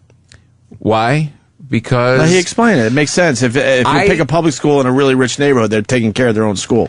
They're doing the fundraising. No, but he can afford private. It's a decision for some reason. I know it's not a money issue. I don't like the culture. Oh, okay. There is an elitist, that's why I don't want to do snobby, douchebag parent thing that you get involved in, and the kids are shitty because the parents are shitty. I always think that it's gross. I think that type of school raises kids into the guys that are always the bad guy in the comedy movies, like where it's the rich guy and he's got the girl, and the piece of shit guy like is in love with the girl, and they hook up at the end because the rich guy's such a douche. The rich guy's a douchebag. That seems to be what gets raised in those schools. Completely. That really, bad guy. Yeah, I heard someone was telling me last night that they were saying that there's a generation of kids that are all raised now. now. Pretty in Pink myself. I went with Pretty in Pink when he was doing that. The kids who are doing really well are really, really rich kids. And it's because they're being raised by the nannies. Oh, right. They're being raised by Jamaicans and Dominicans. Low income, just real people. And you don't do that and just real. Those kids are disciplined great. the way they're supposed to be. The ones who are kind of rich, who the parents are really involved, those kids are all douchebags. They get fucked up. I live on the Upper West. I do not see parents with kids ever. Ever. I mean ever. Not just during the day, ever. Like how many black mothers are having white children? Yeah, it's What's true. What's going on? It's completely the way it is goes. really strange. No one raises their own having kids. a kid in Manhattan is like having an accessory. It's an accessory Yeah, to these women. Everyone else is doing it. They hang out with them a little bit just to show them off, and then like, all right, here. Yeah. And they give them back to their nannies. It's gross. Ours is like a public school. It's like how we grew up. It's just real people, real schools. There's no bullshit. And the education's great. and it's just real people. It's like real working class people. But your point being that, we're not even taking care of our own school system, but giving money everywhere else. Yeah, every day. Billions. Did you see the documentary Waiting for Superman? Yeah. You did? Because it sounds like you're describing. Is it good? I loved it. It is amazing. It's really amazing. It shows you what the fuck's going on. Is that with what school Lex Luthor systems in did or this country. something? No. God. Waiting for Superman was it was great. Who's that teacher? Who's the guy from the Bronx? Yeah, I don't know his name, but he started a charter. Jackie Chan.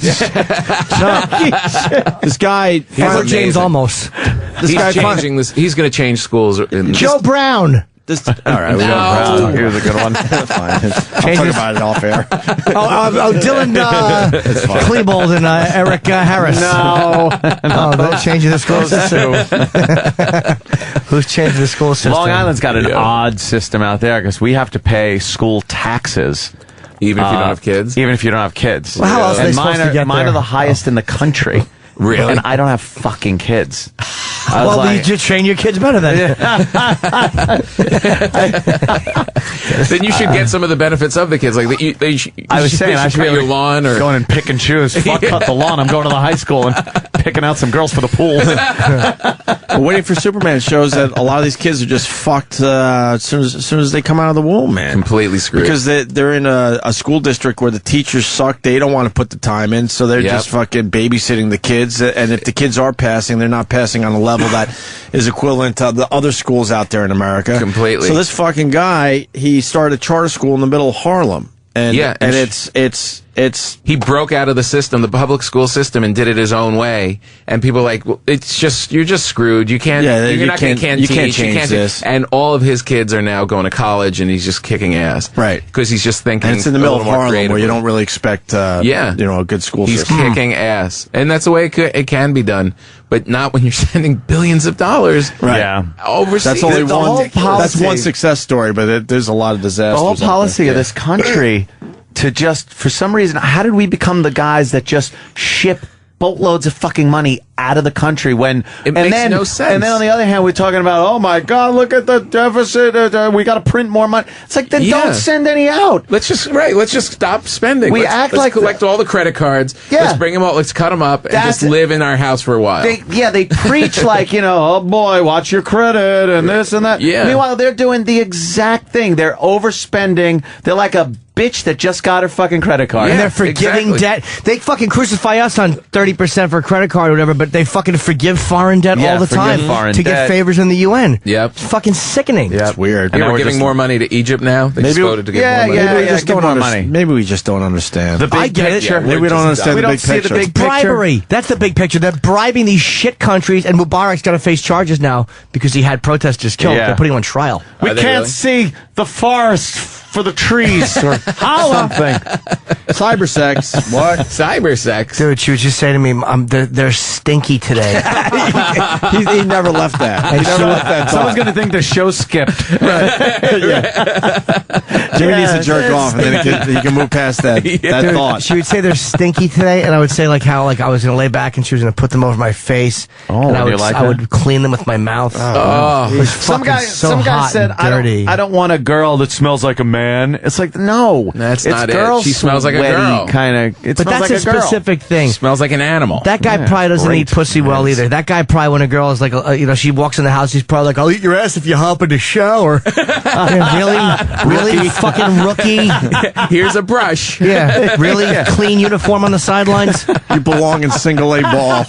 You're not ready for the fucking big leagues. I don't want to play football. It's raining. I'll get mud on my shoes. You fucking twat. Get in there. Coach, Man up. I'm going to need a towel, Coach. Yeah. I'll hide my girlfriend's deodorant. I used to hide it. Wow, really? I really would. Yeah, when she'd stay over, I would fucking hide her deodorant. You're going to reek today. That is really... I understand what you're saying, but you take it up a few levels. I was just thinking the same thing. I have the complete attraction, the animal smell, the whole thing, and then put her ass on my nose, and I'm out. Well, that's because you're the U.S. military. You don't really want to commit, Tom. What do you want the troops to just stand there? That's that's the Cumia situation. Jimmy has a way of always losing you. You could be with him for a little while, and then he always takes it one step and all right, I'm out. There he did. I'm out. He's got to have pocket aces. I'm done. Jimmy always gets to his destination on an empty bus. It's like it starts off when we're like, yeah, I'm along for the ride. All right. Let me pull the string. Yeah, I'm done. I gotta get out. I gotta get out. This is my stop. This doesn't look like your stop. It is now. I'll walk the rest of the way. But I'll tell you, the woman on that For bus. me, hiding the deodorant is like that's just like you're committed a little too much. Sneaking her deodorant. But the woman that stays on the bus for the entire ride has fucking great smelling pits and a deep ass crack. A tucked in blue uniform. Dude, I love it. Stretching. Listen, we should take a break because we got Bernard Hopkins coming. I got soup. He's got soup. We got leaks to do. Yes. Bernard Hopkins just won. Oldest fighter to do that, right? Yeah. 46 years old. Did he win it? He's done our show a few times, Tom. He's cool. He's a great guy. You're gonna have fun with him. And he's. I think what was the weight he fought at? Was it 175? I don't know, Jimmy. How do you do anything at 46? Dude, he's amazing. Right, like that. Really? Being punched in the face. Amazing athlete. You can't run for a bus at 46. He's an amazing athlete, this guy. All right, so he'll be in about 10-15 minutes. Yeah, so by the time we get back, and let's get the big plug. Tom, you're staying, right? Yeah, I'm going to stay. Oh, good. Season 2 of The Marriage Ref starts Sunday, June 26th at 10 p.m., and then airs for the following 9 weeks. And it's Tom Papa on Twitter. Yay. We'll continue. The Opie and Anthony Show. Opie and Anthony on the virus. Sirius XM. 3 days. We got Tom Papa in the studio. Yeah. I like how Tom fits in with this show. I don't like it at all. Oh, I missed you guys. I kind of like it. I'll be honest. When you started coming around, I wasn't sure you were going to work. Cause just because he seems very queer. But he's got an edge to him. Because we see him hanging out with Seinfeld and doing the Marriage Ref and stuff. And going on a little Oprah. reserved. A little reserved, but you learn quickly that Tom Papa certainly is not. Psychopath. Now, here's the inside. A friendly psychopath. Here's the fucking inside skinny on Tom. Yeah, please. He's a piece of shit. Okay. Every comic knows welcome. it. Yes. Tom's a terrible guy, and all the comedians know it.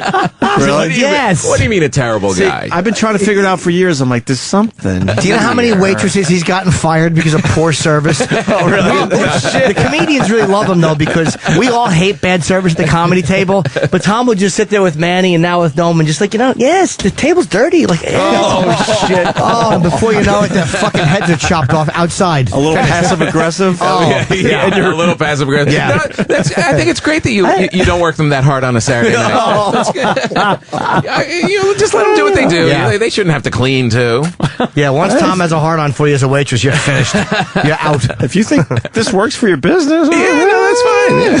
The DJ, we got him scrapped. Is he still there on Saturdays? He is still there. Oh, he is? I thought he was done. They have a DJ at the Comedy Store? No. At the Olive Tree upstairs. Yeah. It's not that distracting, actually. It was when it started. It was too loud. They have a DJ now on the Saturday nights. When you guys are trying to talk at that back table? Exactly. But he's by the front. So Noam got a DJ. Because Noam's a fucking club guy. He owns clubs. And but that place didn't need that. A cafe is for conversation. Yeah. Right. Mm-hmm. But that's a great place to just hang and talk. We had the volume lower. There's a what'd you say? Nothing. How's the crowd? Talking over loud fucking music. The worst. And how'd you handle that? No, if you think music's going to help the business. No, that one I was just aggressive. There's no passive about it. I was like, this blows. I'm going home as soon as that music starts. None of the comedians liked it. We don't like anything that competes with us chatting. No. Who else did? I didn't like it. You didn't like it. Carl hated it. Fucking. But it's not just you guys chatting. Like he said, everyone. It's a nice vibe. Exactly. People go there just to kind of hang and talk a little bit. That's what it's about. A little music in the background is fine. You want to put on your little iPod. Something that's fine. light. Yeah. Light fare. I am a nice guy. I don't think that I'm a mean fella. You're not a mean fella. That's the thing. You're not overtly or outwardly mean. He called you a piece of shit, not mean. Because you did say that. You're a very pleasant piece of shit. No, Tom is a nice. His wife's very nice. Like Tom's a nice dude. Like you go out with him, and he just seems he has this amazing smile, and he's like, and he just seems like the funnest guy. But he's a fucking man about business. Well, I think that's what makes the comedians angry is that everybody knows that you guys are pieces of shit, and I fake it. Yeah, I get away with. Oh, you're getting away with some shit. I don't think he's a piece of shit. Why can he hang out in normal circles and they don't realize what he really is? I guarantee Seinfeld probably knows that Tom's kind of a creep, but he doesn't probably understand because Tom will probably say things like, "Why is the service here so bad?" Jerry will probably just go like, "Yeah," like he doesn't really. What is bad? Like Tom probably just makes him realize things. No, because Jerry is actually the same way that I am. Yeah, no. Comedians are all the same, you know. Yeah. He fakes it pretty good, huh? Yeah, he's just completely he'll be really aggressive. How about you not talk about that? Well, some people say, you know what the odd thing you're is? in a good spot with Secret Jerry. message received. Some people you don't want to get in trouble with Jerry. We don't want to cluster your Jerry gig. I know what's wrong with you. No, but this is a big drop off, Tom. I know you like doing the show, but you should like hanging out with Jerry a little more. Most people do just know him from the television show, right? And even stand up, which comes across completely different because it's edgy sometimes. Like on the show on Seinfeld, he's normally just some self-centered guy that's not that in your face or anything.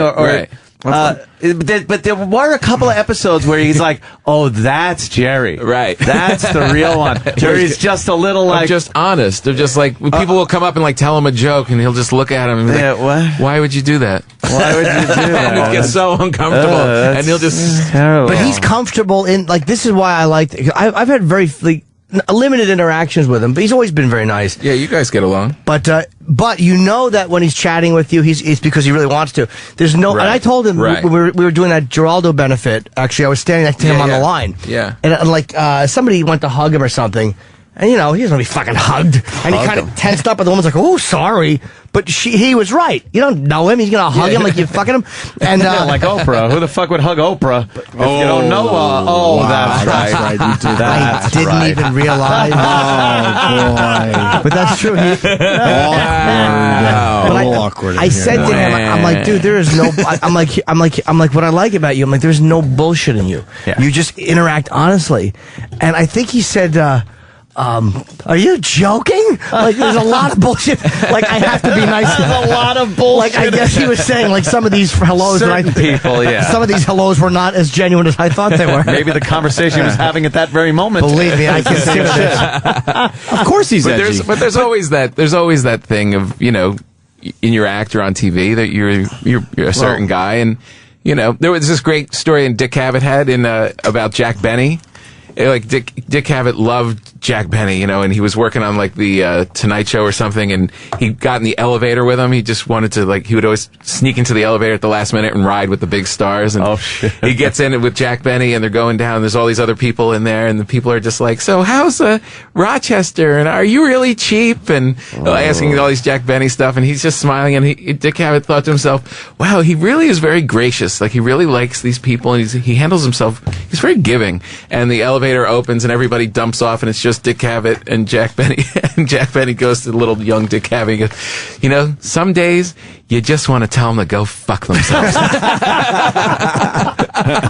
That's fantastic. But the point is, you can't be a comedian without having that in you. Well, you know what I mean? Yeah, I think you're right. Bob Saget's a very good example of what you were saying, too, because a lot of people are very shocked to find out that he's a really dirty, edgy comic. Yeah. And always was. And then he got, picked to do two huge videos shows. And huge shows. Yeah. And everyone thought he was this Family Guy. What's funny about him is that he was just now, in the last, 8 years, is just letting everybody know. Oh, my God. Over the top. Over the top. Well, what's great about that, I saw him in the old Westbury Music Fair. Westbury. And you see it right in front of your eyes where people go, "Oh my God, this isn't the TV guy that I know and love." And they walk out. Really? You get a few walkouts because they went to see exactly, but they're getting the real Bob Saget. But Bob is a nice guy. Bob won't love him. Seinfeld makes people uncomfortable with his he really won't give you that bullshit, which I like, man. He won't let you off the hook. No fake laugh. But it's not a scumbag move either. Silence. It's it's not like he's being a dick to people. It's like they're doing something which requires him to be dishonest to make them comfortable. He probably enjoys that. like that uncomfortableness. Some people do. He might. I think maybe. Or he's not afraid of it.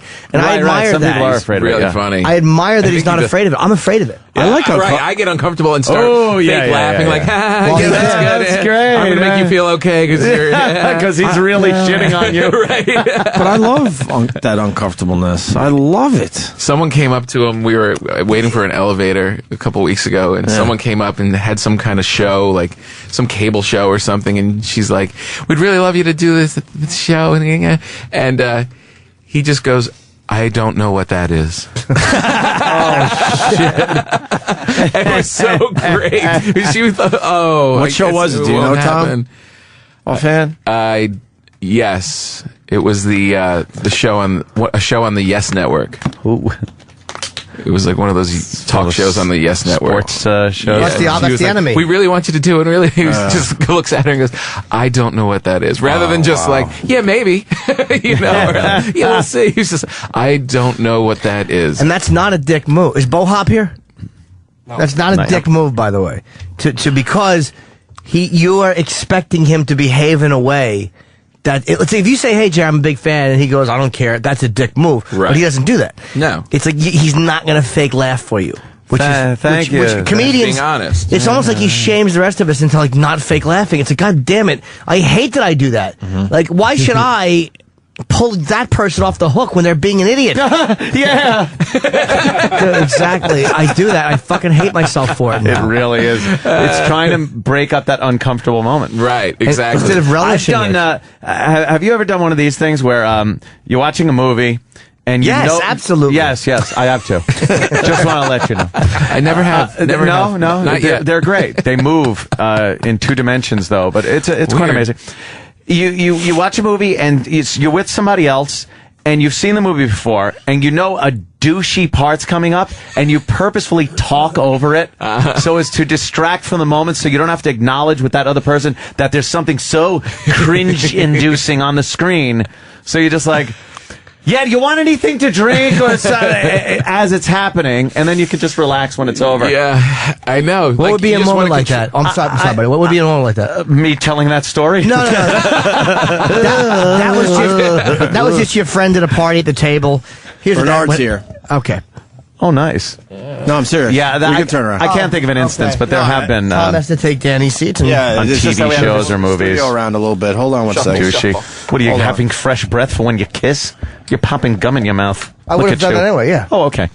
And could you just move these monitors? Love to. Oh, insane. Fuck me. Move these. What do we need? The monitors? He's going to punch us right in the face. No, he's a nice man. Like a lizard or something in the monitor. Bring him in. I like just doing the impression every so often. It's fun. Where's Bernard! Come on in! There he is. Come on in, Chip! How you doing, man? What's up, man? See you, man. All right, any young boys in here from the Look at you. You're in your Clark. young guys from You got your Clark Kent look I don't beat going. nobody up unless they 20 Clark and Kent look. Right? Bernard, that's Tom Papa, just so you know, a real funny guy, That's the comic. one. That's the one. We would love you to hit Tom Papa. We would love, That's the one. Give me the wink. That's the one. we love Bernard. Isn't that scary? Yeah, he's like steel. Yeah, look at that. He really is. Yeah, Bernard's a Damn, strong. man. He scared me Jesus. down the first time he was on the show. It's like I an still got some anvil. juice in me. Oh, I know you do. Young boys trying to jump on a young man. Oh, man. You, how old are you? You supposed to respect your elders. Young guy tried to jump on me, hit me with that right hand. I said, what? It was like a being on the block. How old was that guy? 29? 28. 28. I'm 46. I'm 6 months. First of all, you don't look 46. When June come, I'll be 6 months from 47. Man, oh, man. So now you're 7 months from 47. Yeah. There you go. So you're almost 46 and a half. And it actually hurt. Yeah, right. See, you're just like, ow. I'm like, ow. You're going to wake up tomorrow all bruised. We talked yesterday. You told me about the wink. I put. Yeah. You're gonna get it. Do you know how great it would be? You must have no lunch, man. You must have asked Betty. Pissed him off You or told me to something. knock you off as soon as I come in here. Knock Gotcha, you right. out. That would be great. Bernard's boy hopped up after a fight, though. How you, man? We've never seen you, Bernard. We've never seen you after a fight. Yeah, this is a different Bernard. hard. Yeah, 'cause usually you're chill and getting ready. You know what I mean? You're in the zone, but now you're can't like, really eat like I want to, so now I'm cool. you are, man. Extra 5 we like the pounds. other Bernard too. Don't get us wrong, because I don't want to get hit. Yeah, I'm straight, man. I took care of my body and rested up after the fight, and a little sore, thawing out. We call it thawing out in boxing after the fight's over. You know, you got little aches and pains, little lumps here. Did you take any shots that you were like, wow, okay, that hurt a little bit? Yeah, that's when I jumped on him. Yeah. You don't be hitting an old man like that. You didn't see me wobble? You didn't see me? No, I didn't see the fight. I was working. What? I had a show. And you've been watching me for years. Yes, and I actually couldn't find it on YouTube. It, though. HBO, you know what they do. They they rerun it. It's probably going to die out by tomorrow. Or People thought you were going to go down? Oh, they always think I'm going down. I mean, nobody, 40 is kind of your legs got a little shaky. As though my legs get shaky, and they're shaky now. No, it's a thing where, like, come on, you get in your late 30s, in your early 40s, you're normally done with any sports. Sure. Yeah. I mean, golf, you just about maybe hanging on by the threads. If you palmer somebody, great. But other than that, man, I'm pushing the envelope, man, but I'm pushing it in a respectful way. And I'm just glad that I'm healthy. I came out there without any cuts. Never been cut in boxing. That's great, man. And I'm cool, man. I of course I'm sore, aches and pains, but that's the What hurts the most? What hurts the most on your body right now? I would say my like joints from the running and the training. I mean, you're talking 9 weeks of grueling training, and I still put it in like I'm 25. It's not like I adjusted my training regimen. I still run with the young bulls, do the 880s twice a week, run 3 miles, sometimes 4. It depends on what workload I have for the next day, because I want to leave it all on the track. So Nazim and Danny Davis, they say, okay, Monday, I know what I have to do. Tuesday, I know what I have to do. Wednesday, I know what I have to do. Monday, Wednesdays, and Fridays are boxing days. Days I get in there with 3 different guys, sometimes 4. Jeez. And I give him 4 rounds, 3 rounds, 6 rounds. Wow. One day we do 8, one day we do 9. They never tell me. They ambush me. So you don't know. I never leave out. It's not like when I do 4 with him, I get out to get a break and I'm 2 box. They're not fighting. They my help. Right. So I never leave. I stay in the gym. God. Like it's a fresh body, fresh body, fresh body. Yeah. It's a sub, but only one side subbing. Wow. Right. I mean, like basketball. Yeah, you know what I mean? They come in fresh, and then, this guy's trying to work me so the next guy can get me. Or a tag team match where the guy can't tag. I hate that. And the next guy's licking his chops because he's seeing this guy jump on me because my trainer's telling him to do what? Jump on Bernard. So I got to fight to win, fight to survive, fight to stay in the game, and fight to win the round. And if your sparring partners aren't doing the right thing, they're going to be replaced. So they can't. They can't. And they get a $1,000 bonus if they pick me on my seat. No, really? Yes. Wow. Oh, so they're trying to knock you down. Does that ever happen? Does it ever happen? No, because I'm smart enough to get them before they come there and say, "Look, I gave 2,000."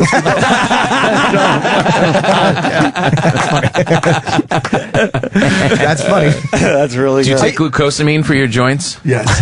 A little glucosamine. I'm just starting to take it. They're good for you. Because it is good. And the commission, the rules, it's like over the counter. It's good stuff. By the way, that's all you two have in common. Yeah. By the way, you know how he knows about that? Man, that stuff be squeaking. I mean, your legs like squeaking. Yeah, you get I'm like, what the heck? Yeah, No, I'm saying, I think that's their motto on the commercial. That stuff be squeaking. Listen, on the body, when it cracks and you move, that's squeaking, like on the bike. You're like beer cans. That's the body way. That's the beer body can ankles going to the bathroom in the morning. That's the body way of squeaking. Yeah. That cracking. I said, what the heck, my arm? It's all You got to lube joints. that shit up. You got to lube it up, man. You know how he knows about it? I need a round or 2 to warm up. That's why when you do get a chance to see the fight or get a DVD, I mean, it wasn't bad starting off, but I had to get warm. Yeah. Around the 3rd round, he was like, people was like, wow, Bernard, this guy's like, and this guy's strong, Haitian young bull who's a champion, who's got confidence, who has hungry, who's saying, the tiger. I beat Bernard Hopkins. This is a legend. He becomes an instant star. HBO got a contract waiting for him to sign if he beats me. Wow, that got crumbled up and thrown in a garbage bin. No, they slid it over to me and said, "Would you fight 2 more fights?" Bernard, I said, "Hell yeah!" You're gonna keep fighting. Oh, are you kidding me? I got Chad Dawson on the menu now. That was in the contract. That's why Chad fought. How long from now, though? That's why Chad Dawson fought under my undercard. Okay. Because like a tournament, like give you something to look forward to. Chad Dawson, big, another young, strong. So you get to see him. Well, I've been watching him already, right. but he got the chance to highlight himself. But I mean, yeah, the people get to see him and you, absolutely. So it gives you a little more of a look vision. You got to see these two go at it, right? And Pascal beat Chad Dawson. Okay, right. And Pascal called me out. You know, I'm home with my teeth out in the rocking chair. He calls me out and said I'd like to fight Bernard Hopkins, the legend, and I took the challenge, and here we are. We got 2 fights out of it. The first one was a draw, which I believe I won in Canada, and I said, you know what? I told Richard Schaefer, Golden Boy Promotions CEO, we won the purse bid. We had the right to take the fight to wherever we wanted to take it at, in the States or in Canada. I said, he got a big following. You know what? I love Canada. We're going to be in Montreal. We're not going to be in Quebec City. We're not going to be in Toronto, which is no problem with me, but let's go to Montreal, outside of New York. Yeah, nice. Look, they paying. Let's go. Bernard, you want to go to Montreal? I said, let's go to Montreal. I said, that's gangster. We go to Montreal, where he's from, right? Where his adopted home. He's really Haitian, but let's go to Montreal, kick his ass in Montreal, gain Canadian fans, and there we go. Wow. And it worked out fine. That's where Sugar Ray won the fucking Olympics. The gold medal. Wow. We have him coming in. I've been reading his book, and he was saying about fighters that he goes, you get scared of taking that one fight that you shouldn't have taken, like as the years go on. Are you scared that will happen to you at one point, or do you just know that you're in a place where you're not going to have one fight that just makes it really bad for you? Not with me. You know, any fight that can happen to you. But me, I just don't. I mean, I've been in the game too long to take something that I'm going to be afraid of. But I'm not going to be afraid of anything that I've conditioned myself not to be afraid of. That's just an instinct boxing situation. We in denial about getting hurt about anybody, or we wouldn't fight them. That's just not in our DNA, at least not mine. Now, as far as doing the right business sense and fighting the guys you're supposed to fight in your weight class, and not saying, oh, I can fight this guy, I can fight that guy, and getting cocky and getting too caught up on yourself. But with me, it's always, a thing where, you have some suspicions or some, I guess, some worry about, this guy got a good right hand, so I got to watch out for that. That, to me, doesn't mean scared. Not to me. To me, it means, and again, I respect Leonard. I know what I know how he's putting it, but I'm putting it as far as me, Bernard Hopkins, is maybe my fears are translated into, okay, he got a dangerous right hand. I got to be careful of that. To me, that's not scared. That's just saying be aware that no matter how good I am, that it might be coming at you. If I get hit with this right hand, I'm human, that I might be doing a Jerry Lewis. We haven't. To me, he was a funny dancer. Yeah. We haven't even acknowledged yet that you beat George Foreman's record, obvly. Yes, the oldest in history. How old is Foreman? 45. 40. No, Foreman's a dinosaur, and I'm a dinosaur. No. He was 45. BC, 400 BC. But he was he nice to you? I think I remember. No, I did beat his record. Yeah, I know you beat his record. Was he nice to you? I'm trying to remember. Yes, George called me twice. It was all on the air way before the fight last week, and he also called me congratulations, and he also say, "Hell goes the king, and he did a thing for HBO that he didn't have to do. He did a thing for Golden Boy. We did a teleconference with all the media, and they asked him first, and then they asked me, and then they had so many media people asking questions back and forth. You're going to put out a burger cooking grilling thing? Anybody deserve. You got to do that now. Yes, put out a burger grill. Anybody deserve. Thank you. Anybody deserve to break my record the way I did. He did, as he said. Right. Is Bernard Hopkins. Wow. Long live the king. Wow. And how many coming from George Foreman? That's great. The only thing I need is a grill now. Yeah, get the grill. That's all I need now is a grill. Now that's where he made his money. Now we're into the big money. How many more years do you think you have? Yeah. It's not years with me. It's just how many more fights or historic moments for me. And like I said,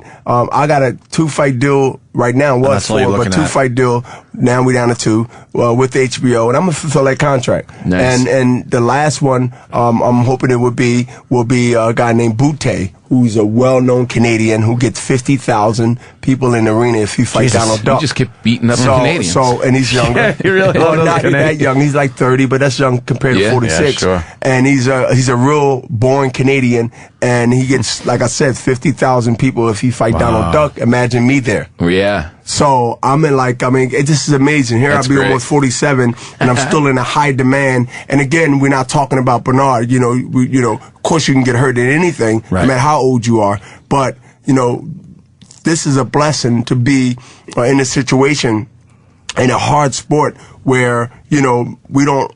your career don't last 10 years if you're lucky. Yeah. And again, I consider myself smart enough to know when to leave.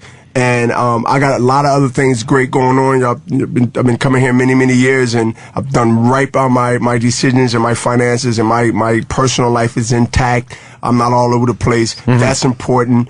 And, you know, of course, I don't drink, I don't smoke, I don't waste extra money on different things. I hate gambling, I hate losing. Oh, smart. So these are the key point things that kept me grounded over the years. I'm on the road to ruin. Great. And He just named all he your named favorite everything I pastimes. do. Can you straighten him out? Because every vice you mentioned, he has.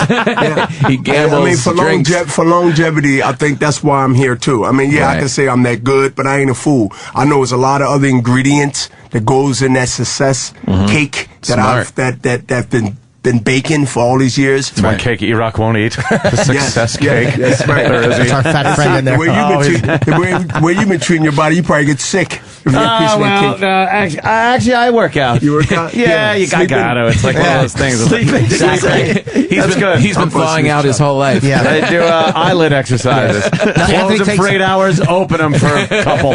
Drink, pass out, close for 10. Anthony takes his knuckles and he punches holes in the little walls and rest areas. That's Anthony's fucking exercise. Because he's a fucking Peter Pumper. I hear Jimmy's voice on the other side of the hole. You certainly do. And I didn't like Tom, by the way, asking how many years you got left. That's not a fucking boxer's question. Men like Bernard and myself understand that. You don't understand that. Years because, I mean, I know it's a question that people are curious. Well, because what everyone's talking about is the age. Yeah, I mean, of course I can't box until I'm 70 years old, but, you know, I know when it's time to box. And one way you know one way or the other, right? Yeah. You get your ass kicked, and you know that, wait a minute, you're 47 years old, you've never been beat like that before, you made it out with your life, hopefully, then go. But that does suck, though. That's got to be the way that is by getting your ass handed to you. But because it's not like a lottery ticket. It's not like you get this much fame and money and things like that, and then you say, okay, I'm leaving, and you can go ahead and quit your job and do what you got to do.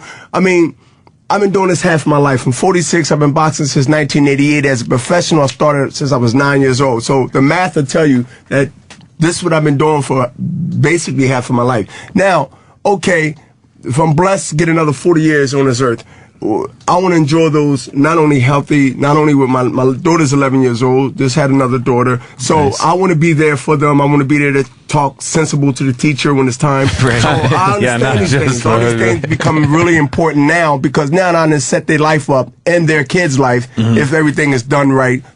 Trust-wise. So you'll get out in time, man. Because, I mean, a lot of old boxers, it's kind of sad when they come in here. But do they start to feel, do you think they start to see effects before? That's what I want to know. Yes. Like Ali or Meldrick Taylor, did they start to see it before? Ali, I mean, I'm not 100% right. Yeah. What are you talking about? But you sound, as nuts as you are now, though, I watched interviews from 20 years ago, you're the same guy, though. You're not that different. Flashbacks. I mean, come on now. I mean, I get flashbacks. What he's saying, there's no drop-off in it whatsoever. And I think some of these guys, when they were in their 40s, just started to kind of see it in their interviews and stuff. And everyone around Ali knew what was happening, and he kept fighting, right? Even his trainer left because he couldn't bear what was going on. Dundee. I'm going to give up a secret. So maybe we can help somebody. I got 13 puzzles I play with. You do puzzles? Puzzles? No. Keep the brain stimulated. Sudoku. Jimmy's so it's all about the Sudoku. You do puzzles? Dude, I was so happy as a way I could lose my man tits without working out. Puzzles! I'll do puzzles! Puzzles. Hey, do you think, this is true too, because you've said some things that people take issue with, I guess, and Larry Holmes always did that too, and a lot of people didn't like Larry Holmes. And then I think when he fought Ali, it's like you kind of loved him after that because you felt like he really could have knocked Ali out, but he didn't want to hurt Ali. And he loved you got Ali. the feeling that he didn't want to hurt Ali in that fight? Of course, man. He didn't want to hurt. He said it. He didn't want to hurt his idol. He sparred with him. He was a sparring partner, for God's sake. Yeah. And Larry Holmes knew that Ali wasn't the Ali that he remembered. He cried at the end. He cried at the end, and he told him, "Said, man, look, why are you fighting? If you need some money, I know what you need. I got you. Don't do this no more, champ." He really was hurt. by that. Yeah, he was his sparring partner in Zaire for the Foreman fight. Yeah, he was really hurt by that. He said that. And Larry's a good friend. He's a good guy. His wife and everybody. He's a good guy. I met him one time. He went to visit him in the hospital after the fight, right? Exactly. And he was, and Ali was like, I love you, and he was crying, and he was just like, it was this really nice moment, and then on his way out, Ali was like, I can still take you. If you love me, why you beat me up? That's right. If you love me, why'd you beat me up so bad? Oh shit! It's hard to see Ali like it's so hard to see him like that, Bernard. Knowing what he was. But I wanted to. My fight last Saturday, and even leading up to the fight, Pascal said some things that I've never been said to me in boxing, especially around I guess you could say, the era of the baseball, the runners, the joggers, some whatever allegations or people either plead guilty to or they didn't bury bonds and stuff like that. When the guys want to pump a fight up or want to do something and say something, there's a lot of other things that I've did and said, but one thing I never said, somebody ate a candy bar, somebody done something because they beat me or because they shouldn't be that good. Even after I said he's a legend, that's why I want to fight him, he done all these things, boom, boom. And then when you're in denial that you are, you got outsmart because I got wisdom, and you got outboxed and you got outfought, and you say, well, take the test, you cheated. You don't turn your nose on that. And did he say that? Yeah, it was all on YouTube and everything like that. And I told everybody at the press conference that start asking questions. Well, Bernard, why would he say that? And would you take the test? So now he didn't flip from the first fight becoming a draw in Quebec City down to a allegation. And so I wanted to really, seriously, not get off my game, but punish him. Yeah. And show him. And then set a message that at the end of the day, you got to be accountable for what you say. Oh, after the first fight, he said that.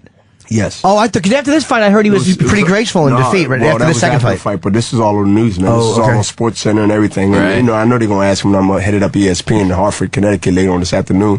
But that was like a hot topic. And then people that the sports people, even my not biggest fans, they was like writers. So they're like, oh, Bernard. Again, nobody's exempt from doing anything, but when you come talking about clean living, the way he take care of himself and all that, you might say he's a loudmouth. You might say he threw the Puerto Rican flag down. You might say he did this, he did that. You might say he said the thing about Joe Galzaki, he'll never let a white boy beat him and all this sort of stuff. But when it comes to whether he's working hard and busting his chops to be who he is, which we all credit him for, a lot of people couldn't really buy that, but he said it, and I'm not going to get into it, but there will be some repercussions. Now, let me ask you too. You said something, and again, I say that because I kind of like mess with my legacy, and you mess with my name, and you. Excuse me, cut you off. But what you're doing is, you can't say certain things, even though we're in this country, which is great of the freedom of speech, but you can't make allegations on somebody that built something, took 2 decades and some change to do, and you try to wipe it out by saying something that would put me under the light of being suspicious, especially in this era we live in. Right. Come on now. When everyone's accusing everyone. Right, and I used to be, I'm still a golden boy, but he's not. And then Shane Mosley, who did admit to whatever he was doing, and he started mentioning these guys all on YouTube. Shane Mosley, he got a training named Nazim Richardson. I said, wait a minute. Nazim trains you too, right? Yeah, he's tying me in with Shane Mosley. Are you kidding me? So now it became okay, he forced me now to be able to wait a minute, I gotta stand up and it won't be in the ring. I did the ring thing first. I took care of my job. That was the plan. Take care of my job and then let them take care of this. This guy accused Bernard of doing steroids, and Bernard is going to sue his ass for fucking accusing him of doing steroids, which is probably fine. You beat the shit out of him, and then you take his belt, and then you sue him for saying that. Right. That's my interpretation of that. That is and that's smart. That is it's like, what else are you going to do? A guy can't lump you in like that and accuse you of doing something that is either career-ending or, like you said, legacy-ending. That goes beyond shit-talking. And guess what? The thing is, that goes beyond shit-talking, but guess what? Even better. We had 3 months since December of last year to now. We had almost 4 months, it was really 6 or 7, to bring it up in the negotiations. He never brought it up. He never said, like Floyd Mayweather said to what? Pacquiao, and then he said it to the guy he fought before then, Shane Mosley. Look, if you want to fight me, Shane, you got to do this. And they was doing it every random time they was doing it. He never brought up to even his promoter, Yvonne Michelle. He never brought up to nobody. He brought up in Montreal in front of the media. Right. Just when we was at the podium, when his time was coming up and my time was coming up, everybody, everybody was looking dumbfounded. Shit. He grabbed the microphone. That's sleazy. Take the test. Then he lost focus. You cheated. That's when I got it. Oh, right. See, take the test is nothing. You can say anybody take the test. Sure. Right. But when he said, you cheated. You cheated. Yeah. You cheated. Now he's making a direct. Yeah. And I'm not a lawyer, but I've been around him. It's a definitive statement. Exactly. Right. That's a definitive statement. That's not a innuendo. Yeah. You know, to say somebody, hey, look, that's why the news says allegedly. If he says I'm alleging that there was cheating, there's a big difference between that and making a statement of fact. It saves you. Yeah, it does, because that's a statement of fact is big difference. Let me ask you said some, the reason one of the things I like about you is you really never care about being polite when you speak. Like you'll say things like, no white boy is going to beat, things that you should say as an athlete and people shouldn't crucify you for. And Donovan McMahon, you gave a beating to. Do you just genuinely don't like Donovan, or? We're going out to dinner. We're going to have. I mean, but the thing is, it ain't got to do with I don't like Donovan. Or do you not respect him? Or I just, as an athlete, see something that an athlete has or don't have by my experience of doing what I've done for almost 2 decades. Certain piece that you need to become one of the great ones. And put yourself in position to at least be a campaign for the great ones. In America and society today, good is okay, but good is not great. There's a lot of good people that don't have rings or belts or a trophy of NFL. When I seen the makeup and the personality, great guy, great chunky suit commercial, everything is fine. But it's something that has to be in your DNA to go over the top. I can name 4 or 5 athletes in different sports that you'll be like, hey, that's some heavy hitters. Not only to win, but win again and win again and win again. As the great Jordan said. Again, everybody can't be Jordan. I can't be Jordan. And I can't be Ray Robinson, the great Ray Robinson, Sugar Ray Robinson. But when you have the chance, which we know he did, and again, there's more than one person on the field. It just didn't have that hump, and somebody finally in personnel of Philadelphia seen it and made the change. But you know, again, I'm not a bandwagon guy, but you have to come from certain era and certain, I guess. Hardcore communities in certain sports to be hard, and Michael Vick is a hard guy. Yeah, and let me tell you something, man. You know, when a guy runs right past a linebacker, not worrying about going out of bounds. Now we know we want to keep the quarterback because we need him. I mean, too much heart could be crazy too, but this is the type thing I'm talking about when you got it. Yeah. When you're mad because you didn't get the ball, you're not smiling at everybody playing off. You know, Philly fans are vicious. Yeah. And then they want you to feel their pain when we screw up. You're supposed to at least act like it kicked something, you smiling. That turns a lot of people off because when you're comfortable and you've done what you are comfortable with, like when I won the belt, I said, hey, all these guys talking about they champions, I want to unify the title. Took some years. I want to clean it up now. Who's the champ? Okay, you're right. Boxing is screwed up. It's 5 champions in 5 different weight classes. How many years is it going to take me to wipe all these people out and fight at the Garden and beat Tito and become undisputed? But this is what certain people from certain cloths that's cut out of that cloth era becomes different and becomes historic conversations 10, 15 years from now. Do you see him as a sellout at all? Do you see him as a sellout at all? Because you said that there's certain people who are in the house and he's in the field while he's up in the house. Do you see him as a sellout or the way he behaves or carries himself? I see a situation where a guy was led to believe that he was one of the special ones and was going to get treated different. And when he realized that he wasn't, he went back to reality and went on HBO and did his segment. Now, what was the segment that he did that was, because I'm not familiar with the segment. Black quarterbacks has to do above and beyond what white quarterbacks has to do. And he did that? Yes. Yeah. So you feel like I feel like he thought it was going to be different for him, but it wasn't. I felt like he said the right things, but it was just the wrong messenger saying it. Okay. Do you feel that he was kind of, yeah, no, like he gave the right message, but he wasn't sincere? No, he was sincere, but it was the wrong person representing that statement. Okay, a more hardcore guy should have represented the statement. No, a more guy that knew that his position from day one was what it is.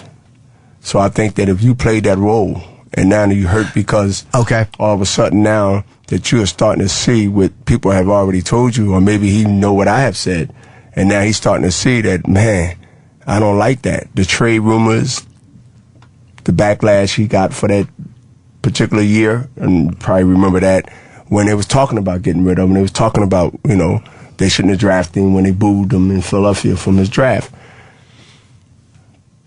So I think that he realizes, like, when you find out something that you've been told or heard and you was told, no, we love you, we love you, we love you, and you find out that they ain't the case and you felt betrayed, you feel your camel go out and throw out dirty laundry and you say things, and then people say, okay, well, you know, it makes sense.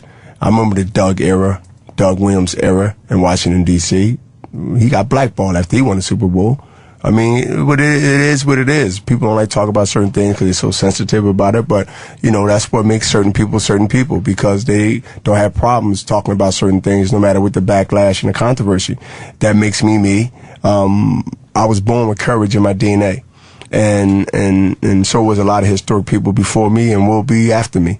And so when I see things and I make my own personal analysis on it, and I could be wrong too, but it started up a dialogue amongst people that's understood in a way and people that didn't understood. And then some people took it and twisted the way they wanted to twist it. But as far as a person, I believe he's a fantastic person. I believe he's a fantastic husband, family man, and everything. But from an athlete analyzing another athlete like we do, and I know as an athlete for all these years, and from my background, coming from where I've came from, negative to positive, I can look at a guy and I can hear a guy speak, I can hear him play and see if it's fear in his heart, and I can see if it's hunger in his heart, and I can see if he really got what it takes to be what he say he is. And that comes with instincts, that comes with my background, that comes with being in jail for 5 years, that comes from knowing what we call body language, nonverbals, and then the language of mouth will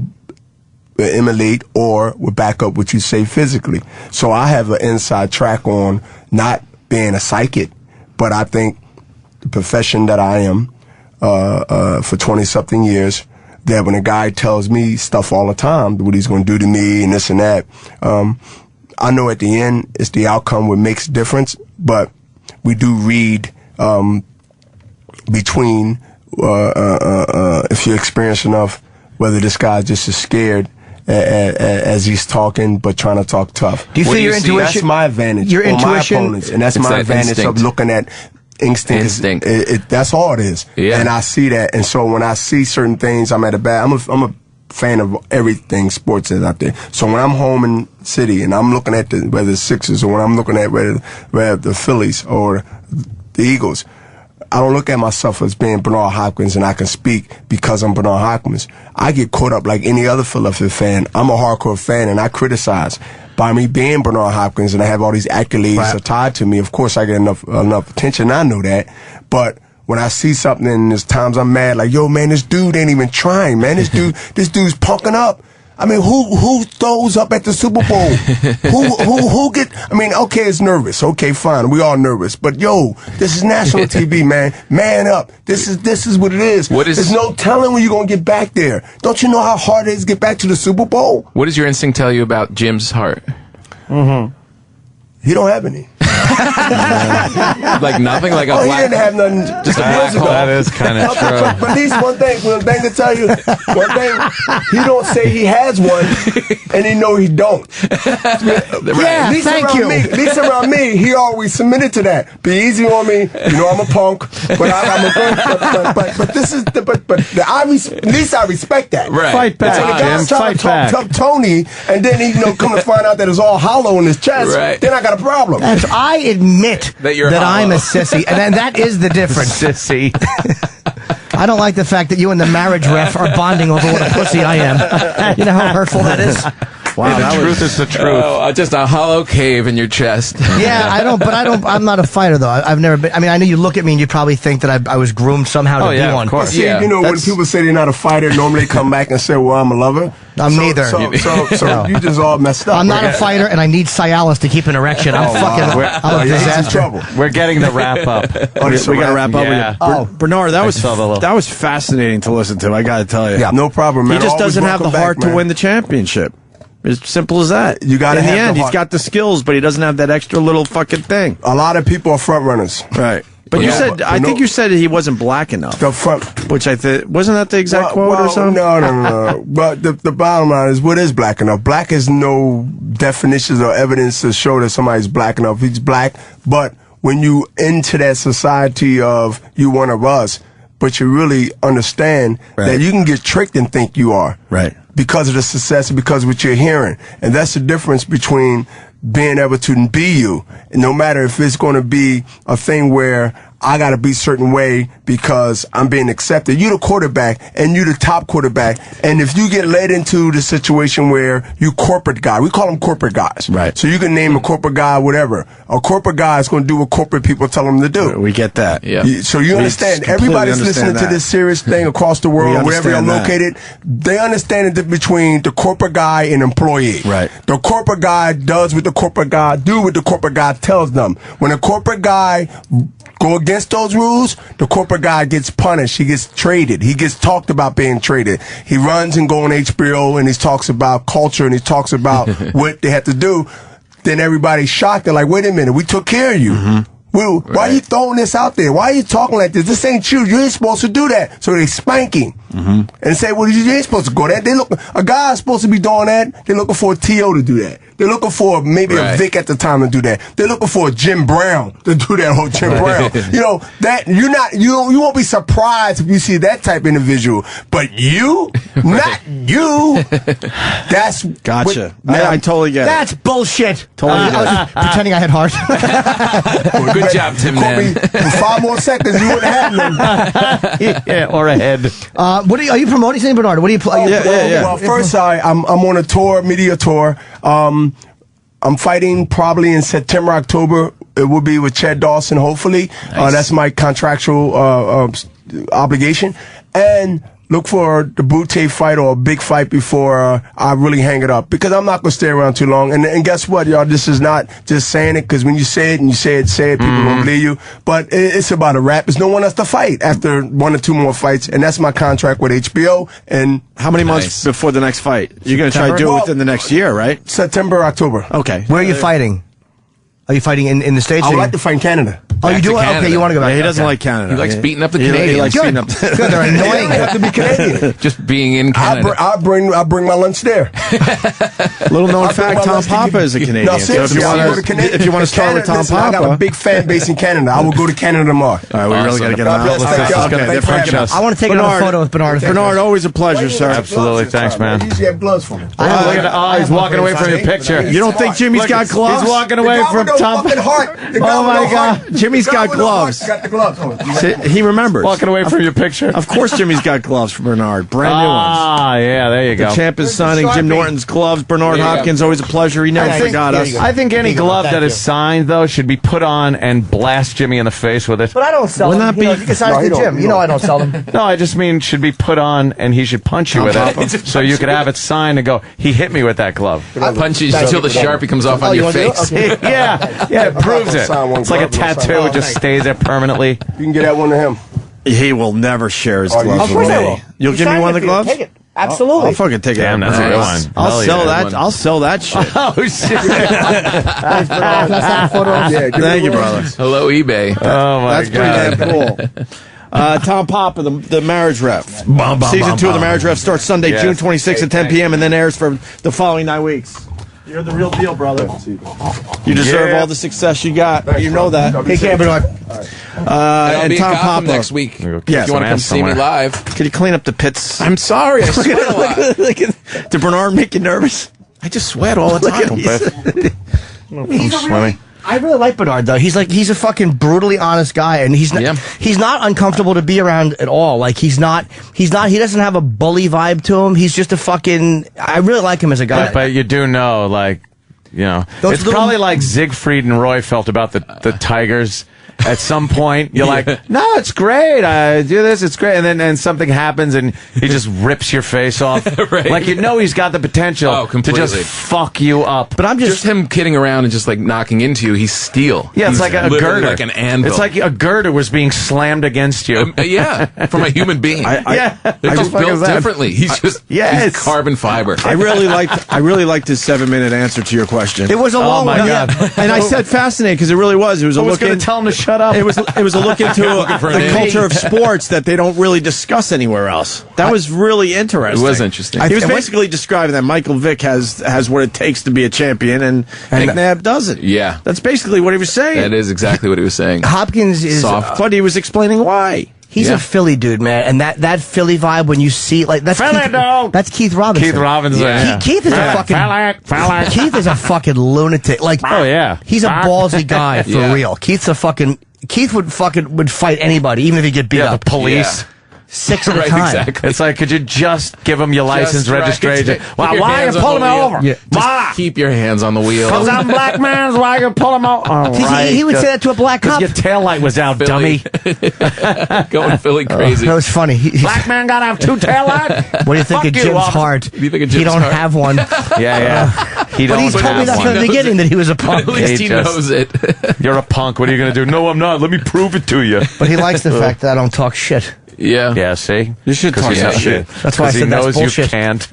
Nah, he's been working out. You should talk some shit, Jimmy. Yeah. See what that workout I've been doing the elliptical, Bernard. Yeah. You said you can move over, Tom. No, I want Tom closer. Oh. I missed him.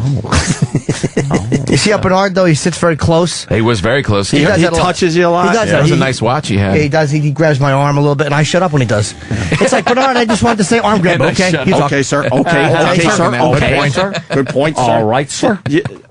You want this back? No, I would understand. No, of course not. Understand if you I was only going to get one glove signed. He kind of forced you to fucking give this to me. Dude, he said he offered to sign. He goes, where's the other one? I was only going to get one signed. Take it. Yeah, you only signed one. I wasn't going to ask him for both. He offered. You're going to lick it off and smear it? No, of course not. This is cool. That's Bernard a cool Hopkins, fucking glove. You kidding me? That is, dude. Get fucking... That's awesome. The champ. Let's get the fuck out of here. Yeah, we got glucosamine. We got to buy some glucosamine. And remember, glucosamine for your squeaky joints. Squeaky joints. I was squeaking. For some reason, it fixed the motherfuckers. That's like the motto, I think. Yeah. Something like that. Yeah, that's right. That shit be squeaking. Shit be squeaking. Fucking if that shit be squeaking, get glucosamine. Can I say your shit be squeaking? Can I say this? The fucking guy didn't forget. He didn't forget about us. I like that. He just won the belt and he came back, and he knows he's been coming here for a while. He's a very cool dude. He didn't have to. Are you talking about me? Of course. And you just won the belt. You're the same person. You're the same person. I'm sweating like I'm sparring. Just a stand-up dude, man. He remembers that you bring shit from the sign, and he asked where the gloves were. It's like I don't know. I like that. I love Philly guys like that. Because the ones I've met have all been cool. And Philly has so many fucking fighters, man. I mean, Hopkins, Meldrick Taylor, fucking Sonny Liston came out of Philly. There's a lot of very tough fucking dudes from Philadelphia. Yeah. That is Did you say Frazier? Because I was distracted for a second. No, I didn't. I forgot Frazier. Yeah, Jesus Christ, I forgot Joe Frazier. No one. Biggest one. Yeah, I forgot Joe Frazier.